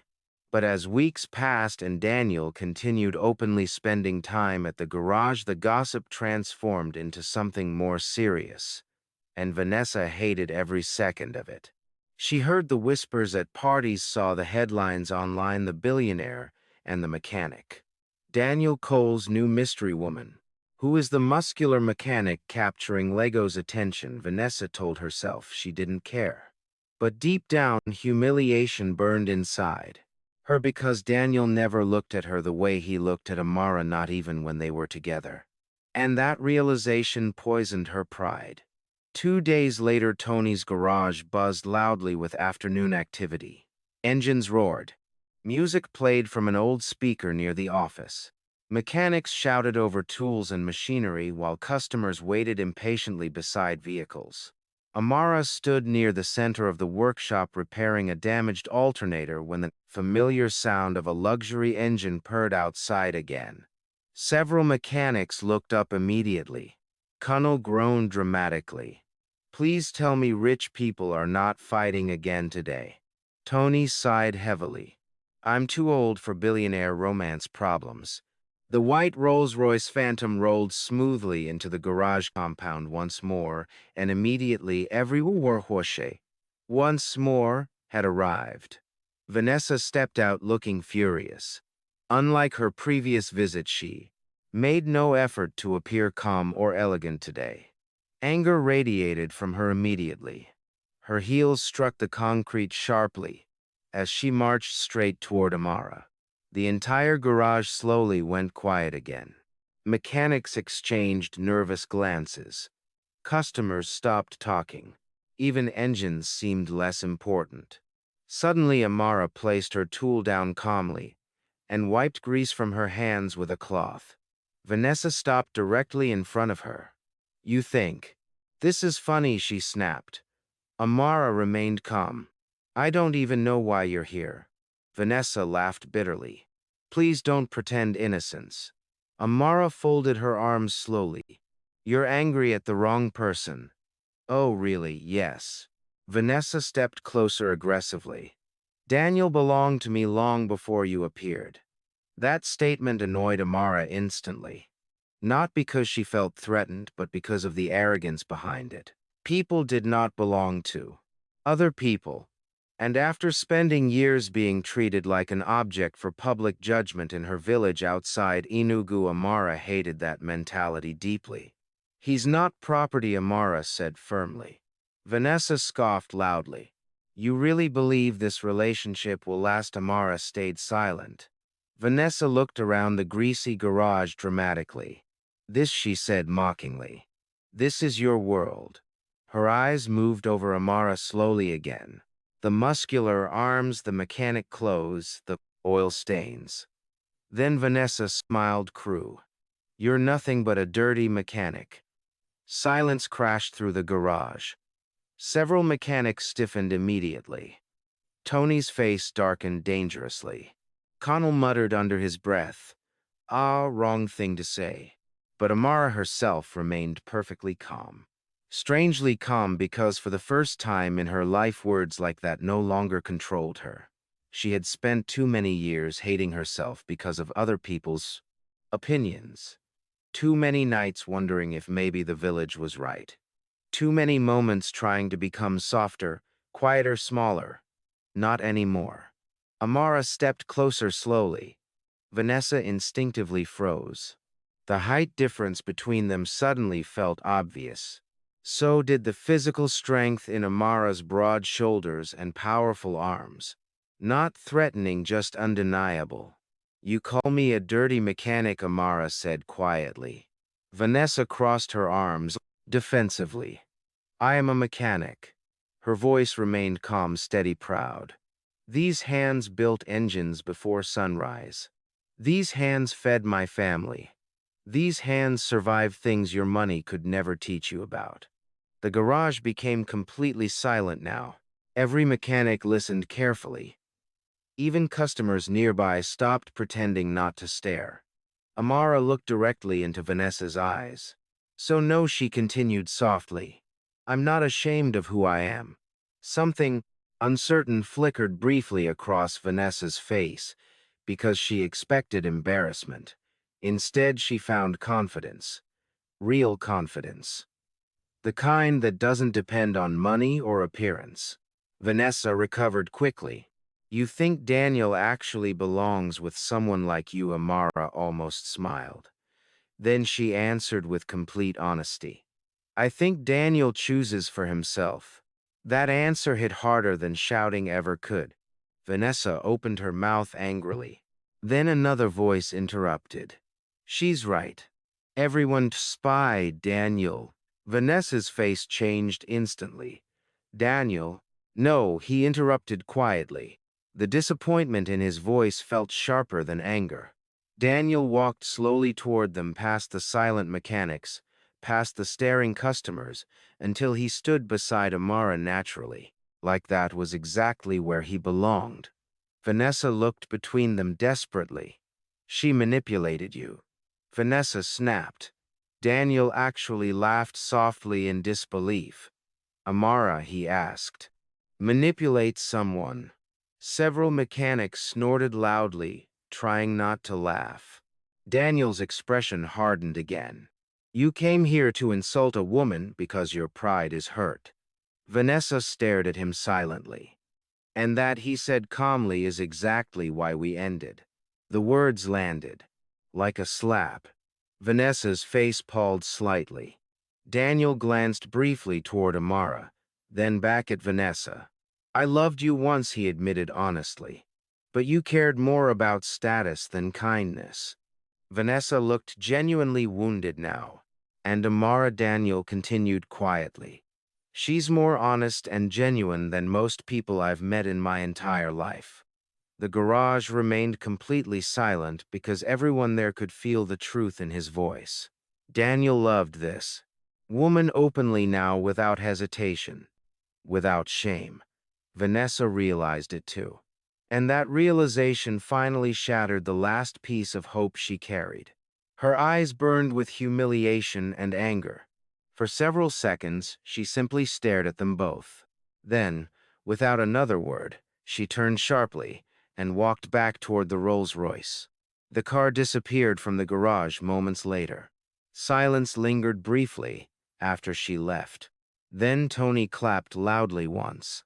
Well, he announced dramatically, that was better than television.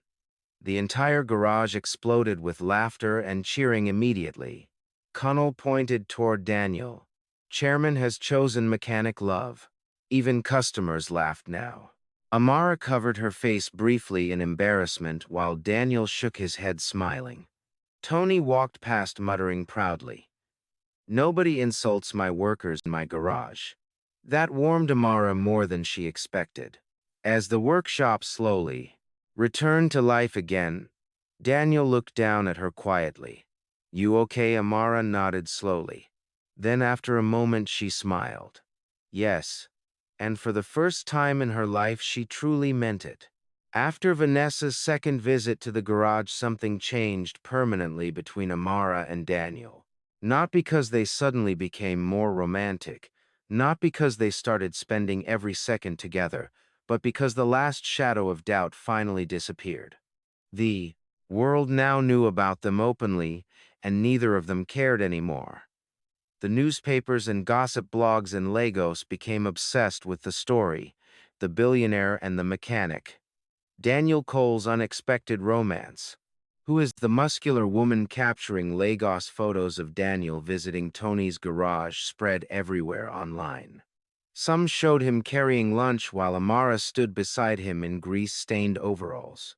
Others captured them laughing together near broken vehicles or walking through Lagos streets late at night.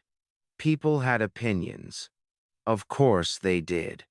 Some mocked the relationship openly. Others treated Amara like some strange curiosity. But many people admired her immediately, especially women, because for the first time they saw a woman who refused to become smaller to deserve love. And somehow one of the richest men in the country adored her exactly as she was. At Tony's garage, the mechanics enjoyed the attention far too much. Connell practically became a celebrity in his own mind. One morning he walked into the workshop dramatically holding a newspaper. "Everybody gather," he announced loudly. Tony groaned immediately. "If this fool starts reading gossip articles again, I'm firing him." Too late. Connell opened the newspaper proudly. "Listen to this."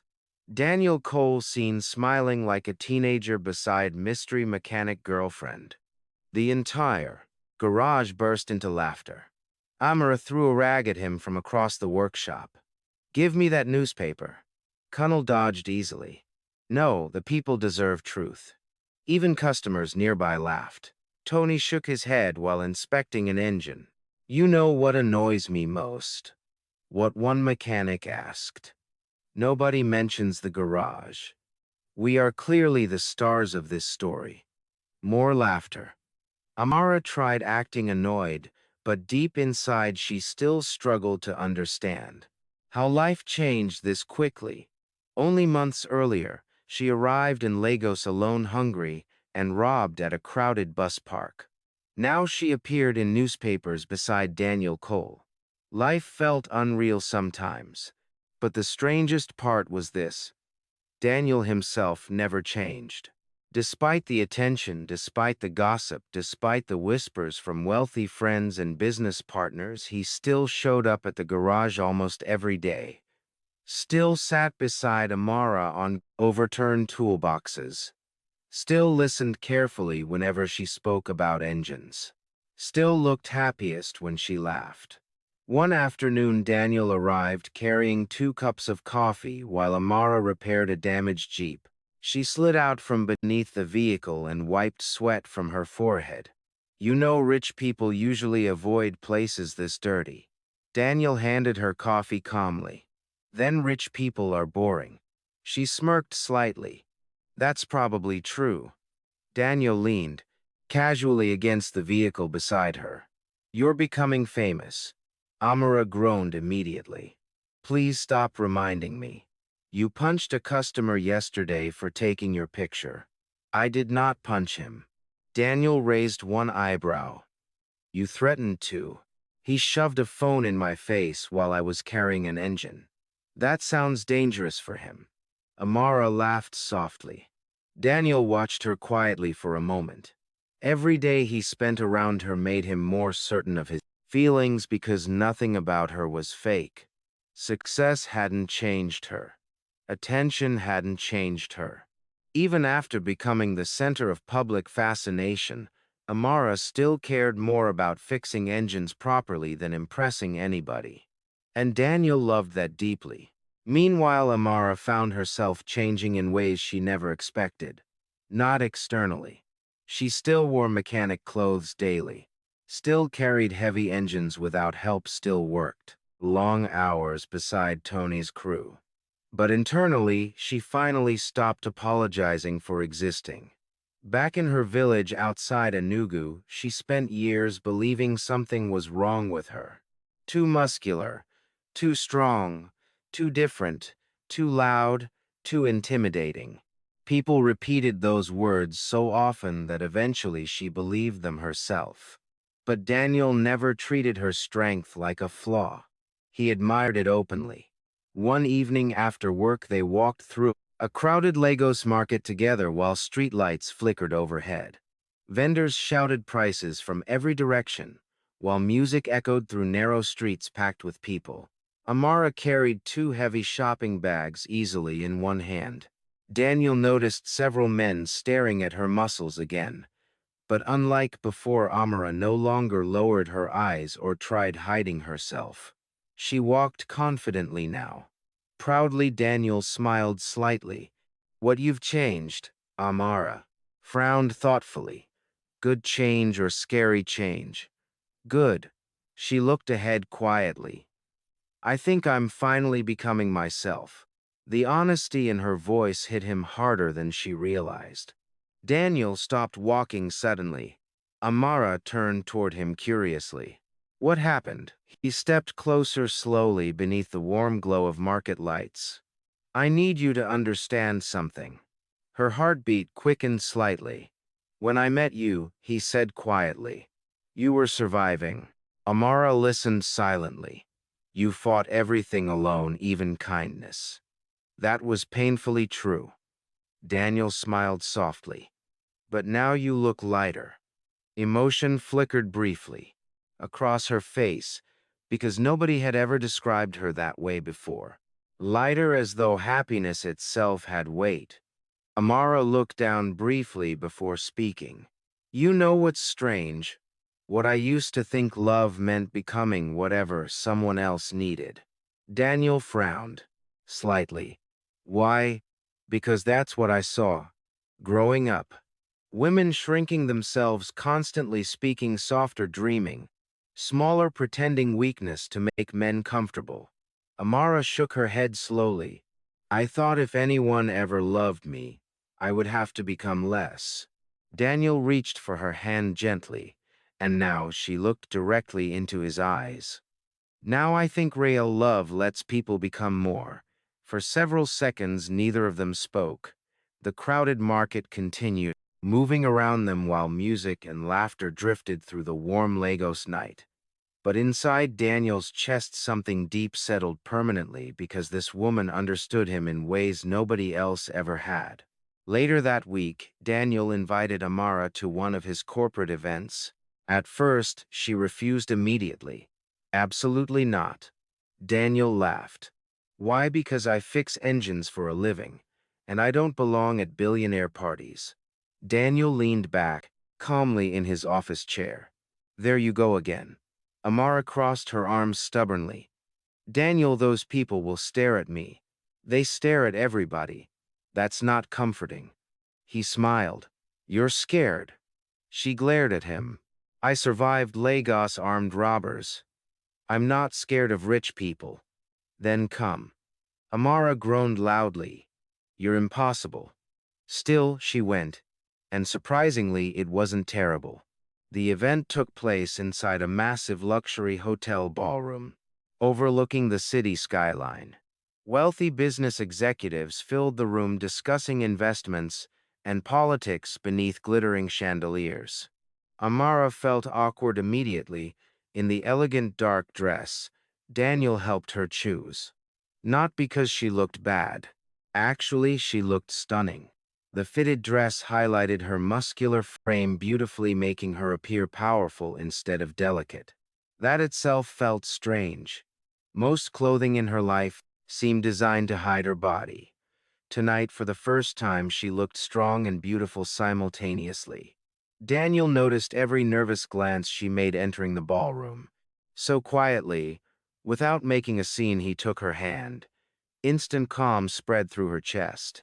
People stared. Yes, some whispered. But Daniel never left her side once, and slowly Amara realized something important. Half the room admired her confidence, because unlike everyone else desperately trying to impress each other, Amara remained completely herself.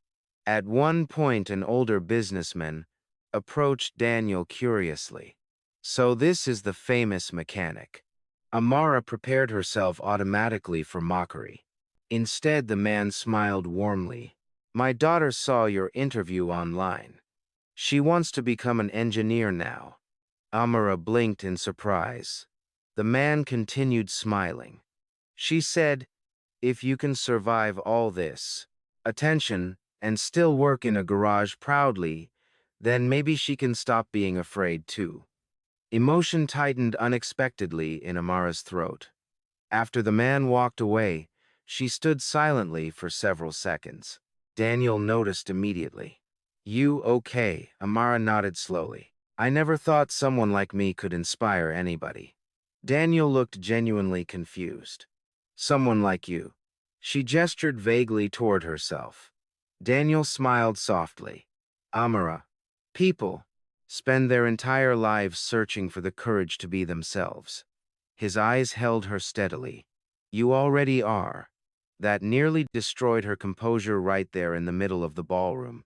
Because after years of shame and loneliness, after years of trying to fit into spaces too small for her spirit, someone finally saw her fully and loved every part.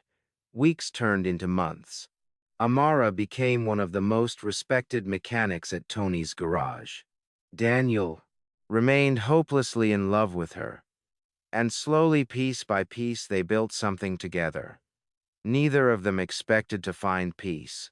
One evening after work, Amara sat outside her apartment watching Lagos traffic beneath the fading sunset while Daniel rested beside her. The city glowed gold around them, warm, alive, beautiful. Daniel looked toward her quietly. "What are you thinking about?" Amara smiled softly. "My father." Daniel waited, patiently. "When I left home, everyone thought the city would break me." She looked out across Lagos thoughtfully. But instead, Daniel squeezed her hand gently. "It helped you find yourself." Amara leaned her head lightly against his shoulder. "No," she whispered softly. "It helped me find home again." And, sitting there together above the restless city, the billionaire and the mechanic quietly realized something neither had expected when they first met. Beside a broken car, they weren't just building a relationship anymore. They were building a life. By the time one full year passed, since Amara arrived in Lagos, her life looked nothing like the future she once imagined for herself. And somehow it looked far better. Tony's garage had become one of the busiest repair shops in the city, largely because of her growing reputation. Drivers traveled from different parts of Lagos, specifically asking for the mechanic woman. Some came because they genuinely needed repairs. Others came simply out of curiosity after hearing stories online, but nearly everyone left impressed. Amara's skill became impossible to deny. Even older mechanics respected her now, and Tony never missed opportunities to brag about it loudly. One afternoon, a customer stared in amazement while Amara diagnosed an engine problem within seconds. The man shook his head repeatedly. "How did you know that? So fast?" Before Amara could answer, Tony appeared dramatically beside them. "She's a machine sent from heaven to repair other machines." The garage burst into laughter. Amara groaned loudly. "You become more embarrassing every day," Tony pointed proudly. "And yet I'm still your favorite boss." "That's because I only have one boss." "Exactly." Despite the joking, Amara secretly loved the garage deeply now. The noise, the grease, the workers shouting at each other constantly felt like family. Real family. And every single person there knew one important truth. Daniel was completely obsessed with her. The man barely tried hiding it anymore. He still visited almost daily despite his impossible work schedule. Sometimes he brought food for the entire garage now because mechanics kept complaining dramatically. Cunnell once nearly cried after Daniel arrived with enough takeaway for everyone. "Chairman," he announced emotionally, "if you ever break Amar's heart, we will attack your company." Daniel laughed loudly. "That seems illegal. Love is stronger than law." Amara nearly choked laughing. But beneath all the jokes and teasing, everyone could see how deeply Daniel loved her. It showed in small things. The way he always noticed when she was tired before she admitted it. The way he listened carefully whenever she talked about engines like her work genuinely fascinated him. The way his entire expression softened whenever she smiled. And Amara loved him just as fiercely, though sometimes the feelings still frightened her. Because loving someone that deeply meant giving them power to hurt you. One rainy evening after work, Amara sat inside Daniel's penthouse apartment watching thunder flash across the Lego skyline. Rain hammered against the giant glass windows while soft music played quietly in the background. Daniel stood in the kitchen cooking badly. Very badly. Amara watched him struggle with vegetables while trying not to laugh. "You're cutting onions like they insulted your family." Daniel looked offended. "I'm a very capable man. You almost lost a finger 5 minutes ago." That was strategic. Amara finally laughed openly. Daniel pointed the knife toward her dramatically. "Mockery is not appreciated by hard-working chefs. You ordered half the food from a restaurant." Details. Amara leaned back against the couch smiling softly while watching him move around the kitchen. Moments like this still amazed her. A billionaire cooking dinner for her while complaining about onions. Life truly made no sense sometimes. Daniel eventually gave up pretending he could cook and joined her on the couch carrying 2 plates of food. Rain continued pouring heavily outside while warm yellow lights filled the apartment. For several quiet minutes they simply sat together comfortably. Then Daniel spoke softly. "You know you changed me." Amara glanced toward him. How Daniel thought for a moment before answering. "Before you, everything in my life felt calculated." She listened quietly. Business deals, networking events, relationships. Everybody always wanted something.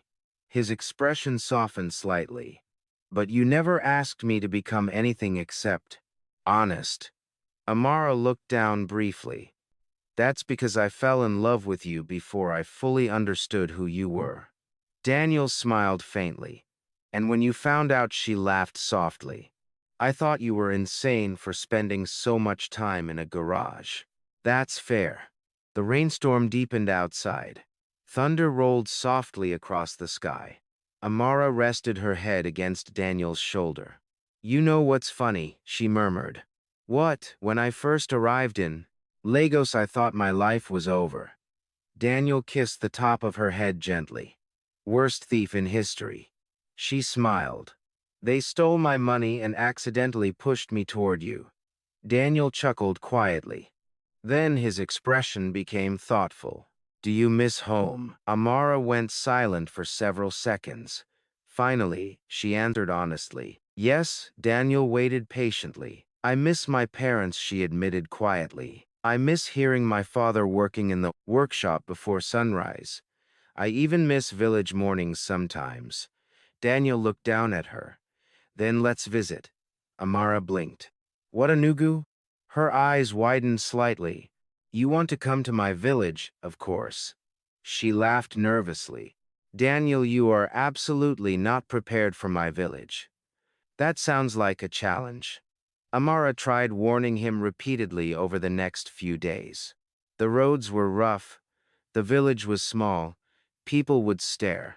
But Daniel remained stubbornly excited, and 1 week later they made the journey together. The moment Amara stepped out of the vehicle near the village entrance, emotion hit her so suddenly it nearly stole her breath. Everything looked exactly the same. The dusty roads, the small roadside shops, the mango trees, children running barefoot through narrow paths. For one overwhelming moment, she felt like the younger version of herself still dreaming about escape beneath the village stars. Then people started noticing her. Amara, the mechanic girl, is back. Villagers gathered quickly around them, whispering excitedly. But this time the whispers sounded different. Not mocking, amazed, because the girl they once laughed at had returned transformed, confident, successful, loved, and standing beside one of the richest men in Nigeria. Daniel handled the attention surprisingly well, though he clearly struggled hiding amusement at the names. Intense curiosity surrounding him. Children followed them through the village, openly staring.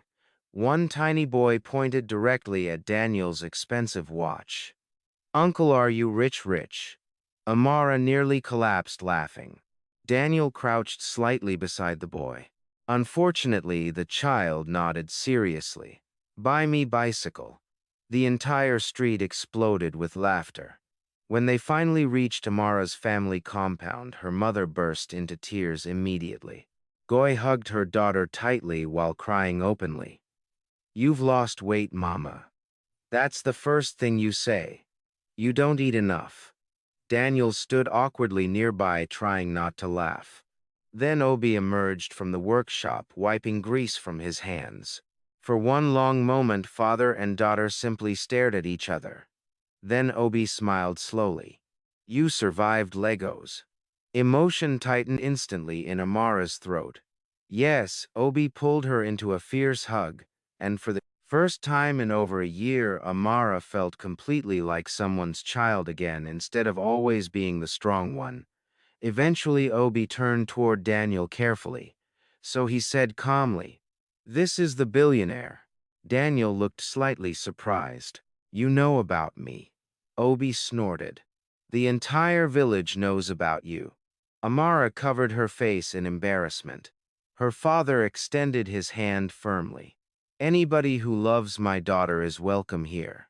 Daniel shook his hand respectfully. And anybody who taught her engines deserves my respect forever. Obi smiled slightly at that answer. Over the next few days, Daniel experienced village life fully, and surprisingly, he loved it. He sat with Obi inside the workshop, listening to stories about old engines and stubborn customers. He ate meals outside beneath evening skies filled with stars impossible to see clearly in Lagos. He watched village children stare at Amara with admiration instead of mockery. Now everything felt peaceful, real.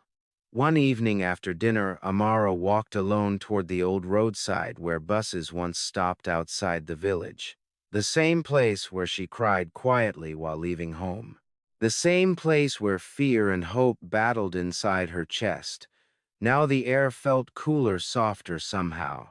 Footsteps approached behind her. Daniel, he joined her silently beside the empty roadside. You came here a lot before leaving, didn't you? He asked quietly. Amara nodded. I used to stand here imagining another life. Daniel looked toward her carefully, and now she smiled softly. Now I can't believe it actually happened. Warm evening wind moved gently through the trees around them. Crickets chirped softly nearby, while distant village sounds echoed through the darkness. Daniel suddenly reached into his pocket. Amara frowned slightly. "What are you doing?" But Daniel didn't answer immediately. Instead, he stepped in front of her slowly, and then he knelt down. Amara froze completely. For one stun, the entire world seemed to stop moving. Her heartbeat thundered violently inside her chest. Daniel looked up at her with calm certainty in his eyes. The same eyes that first looked at her beside a broken car in Lagos. The same eyes that never once asked her to become smaller. "Amara, okay," he said softly. "You changed my life. The moment you opened the hood of my car." Tears immediately filled her eyes. Daniel smiled gently. "You taught me that strength can be beautiful, that honesty matters more than status, and that love should feel like peace, not performance." Amara covered her mouth shakily. "I spent years building companies," he continued quietly, "but building a life with you became the most important thing I've ever wanted." He opened the small ring box carefully. Inside, the diamond shimmered beneath the faint village lights. But Amara barely noticed it because all she could see was him, the man who loved every version of her. The village girl, the mechanic, the strong woman everyone misunderstood. "Marry me," Daniel whispered. Amara broke instantly. Tears spilled freely down her face while laughter escaped through them at the same time. Years ago, villagers claimed no man would ever want her. Now the love of her life knelt before her, asking for forever. "Yes," she whispered emotionally. Daniel's face lit up completely. "Yes, yes." He stood quickly as Amara laughed through tears, and moments later he pulled her into his arms tightly while slipping the ring onto her finger. The village night surrounded them, softly warm, quiet, perfect, and standing there beneath the stars of the same village that once made her feel too different to be loved. Amara finally understood something beautiful. She was never too much. She had simply been waiting for someone capable of loving her fully. News of the engagement spread through Lagos faster than wildfire. By the next morning, social media exploded with headlines. "Daniel Cole proposes to mechanic girlfriend." The billionaire and the mechanic are engaged. From village workshop to millionaire wedding, Tony printed 3 different newspaper articles and taped them proudly inside the garage office. "This," he announced dramatically to the mechanics, "is proof that my garage creates history." Connell pointed toward Amara immediately. "No, boss. Amara created history. You only shout at people." Tony looked offended. "Leadership requires shouting." The garage burst into laughter. Amara shook her head while trying unsuccessfully not to smile. Even now, standing in the middle of all the attention and excitement, part of her still struggled to believe this was real. Engaged to Daniel, sometimes she caught herself staring at the ring on her finger just to make sure she wasn't imagining everything. And every single time, emotion hit her chest all over again because she remembered exactly who she used to be. The girl sitting alone outside her father's workshop in the village outside Enugu, wondering if she would ever truly belong anywhere. Now she belonged somewhere beautiful. Not because Daniel rescued her, but because together they built something honest, something strong, something real. Wedding preparations quickly became complete chaos. Daniel wanted elegance, wanted tradition. Tony wanted unlimited food, and Connell somehow believed he deserved an important role in the ceremony despite nobody agreeing to this. One afternoon, the garage workers argued loudly about wedding plans while pretending to repair cars. "I should be best man," Connell announced confidently. Tony nearly dropped a wrench, laughing. "You absolutely not. Why? You behave like an escaped radio presenter." Amara laughed so hard she had to sit down. Meanwhile, Daniel watched the entire scene with deep amusement. This noisy garage full of stubborn mechanics somehow became one of the happiest parts of his life. And watching Amara laugh among people who genuinely loved her made him fall even deeper in love every day. One evening, while finalizing wedding details, Daniel sat beside Amara in his apartment overlooking the Lego skyline. Papers covered the table around them, guest lists, venue designs, food arrangements. Amara stared at the mountain of paperwork in horror. Why does marriage require this much stress? Daniel looked equally exhausted. I run billion-dollar companies with less paperwork. She groaned loudly and leaned backward dramatically against the couch. Let's cancel everything and marry inside Tony's garage. Daniel considered it seriously for half a second. Honestly, that would make Tony cry. Amara burst into laughter. Then her expression softened slightly. You know what's strange? What I used to think weddings were only for women who looked nothing like me. Daniel frowned immediately. Amara touched her own muscular arm thoughtfully. Growing up, nobody ever described women like me as beautiful. The old insecurities still lingered sometimes. Not as deeply anymore, but enough to leave scars. Daniel turned fully toward her. Amara, she looked at him quietly. You walk into rooms and people stop breathing. She blinked. I'm serious, he continued softly.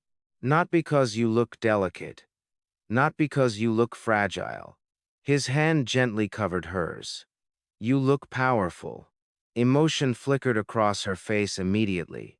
And powerful women deserve beautiful love stories too. That nearly shattered her composure completely. Amara leaned forward suddenly and kissed him before he could say anything else. Daniel smiled against her lips softly. Good response. The best. Weeks passed quickly. Soon Lagos transformed into full wedding excitement. Fashion blogs discussed Amara's style constantly. People debated whether she would wear traditional attire or modern designs. Meanwhile, somewhere back in her village, the same people who once mocked her now proudly claimed they always believed in her. Obi found this hilarious. One afternoon, while fixing an old motorcycle, a man approached him smiling too widely. Your daughter has done well, Obi smirked without looking up. Interesting, he replied calmly.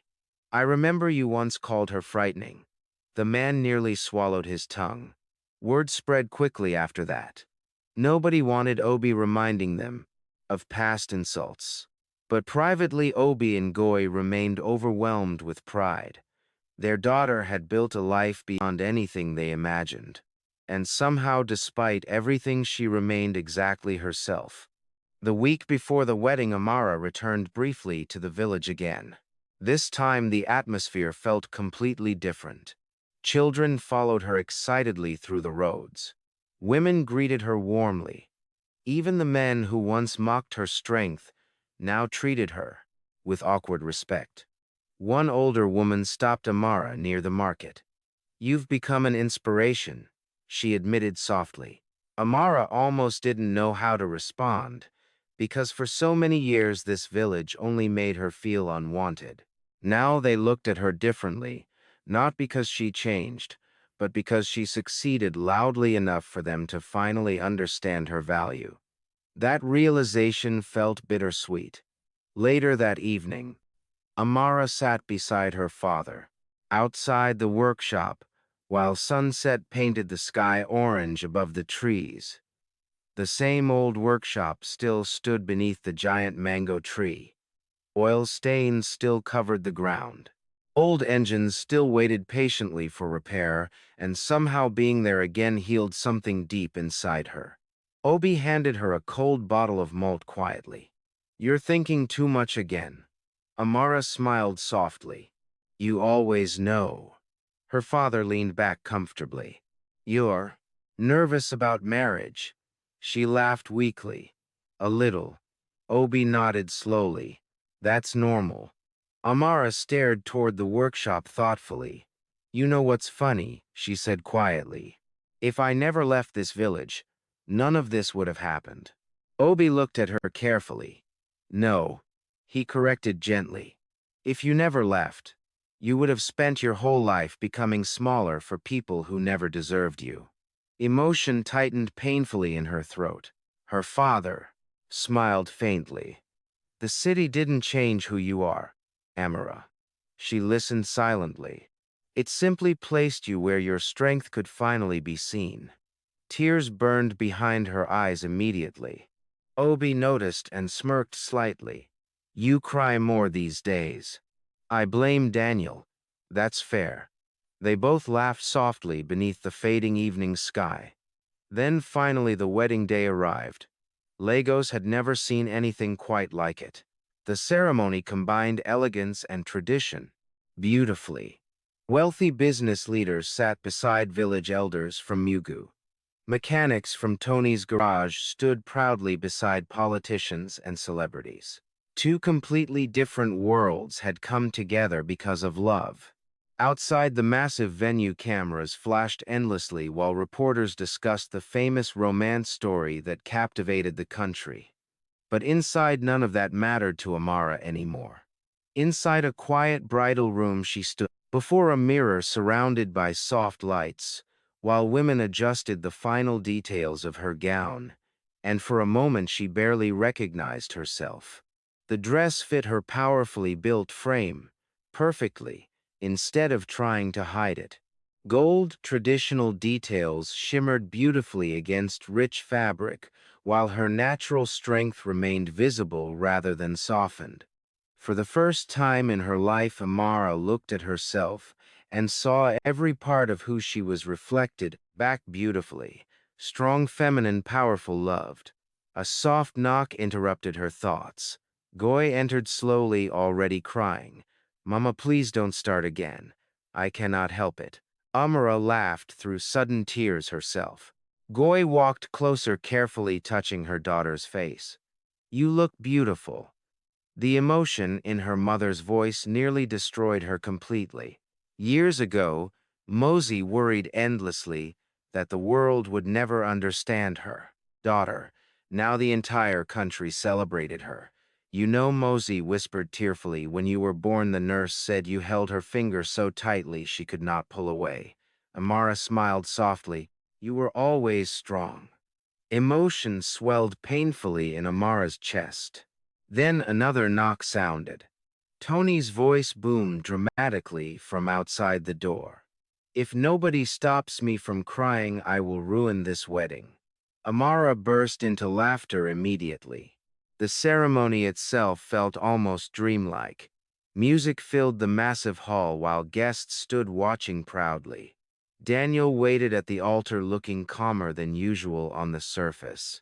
But inside, his heart pounded violently the moment the doors opened. Then he saw her. Amara walked slowly down the aisle beside her father, while the entire room stared in stunned silence. Not because she looked delicate, not because she looked fragile, but because she looked magnificent, confident, radiant, completely herself. Daniel's eyes filled with emotion instantly, and suddenly none of the wealth, fame, or public attention mattered anymore, only her. When Amara finally reached him, Daniel took her hands gently. Her strong mechanic hands, the same hands that fixed his broken car, the same hands that rebuilt her own life from almost nothing. The officiant began speaking, but Daniel barely heard any of it, because all he could think was this. Thank God she left that village. When they exchanged vows, the room became emotional almost immediately. Amara's voice shook slightly as she spoke. You loved me before I fully loved myself. Daniel's chest tightened painfully. And because of you, she continued softly. I finally understand that being different was never something I needed to apologize for. Several guests wiped tears openly. Even Tony cried without shame. When Daniel spoke his vows, his voice remained steady but emotional. You are the strongest person I have ever known. He told her quietly. Not because of your muscles, not because of what you survived. His eyes held hers deeply, but because you chose kindness after the world gave you every reason to become hard. Amara cried openly. Then, and moments later, when the officiant finally pronounced them husband and wife, the entire room exploded with applause. Daniel kissed her while cameras flashed and cheers filled the hall. But Amara barely noticed any of it, because standing there in Daniel's arms surrounded by everyone who loved them, she finally felt complete. Later that night during their first dance, soft music floated through the reception hall while golden lights shimmered around them. Daniel pulled her gently closer. "Still think you don't belong in my world," he whispered softly. Amara smiled against his shoulder. Then she looked around the room, her parents laughing proudly, Tony dancing terribly with garage workers, village elders celebrating beside Lego. Two completely different lives woven together perfectly. Finally, she looked back at Daniel. "No," she whispered then, her smile deepened softly. "Now it's our world." And beneath the glowing lights of Lagos, the billionaire and the mechanic began the perfect life they fought so hard to build together. Thanks for watching. If you enjoy the story, please subscribe to this.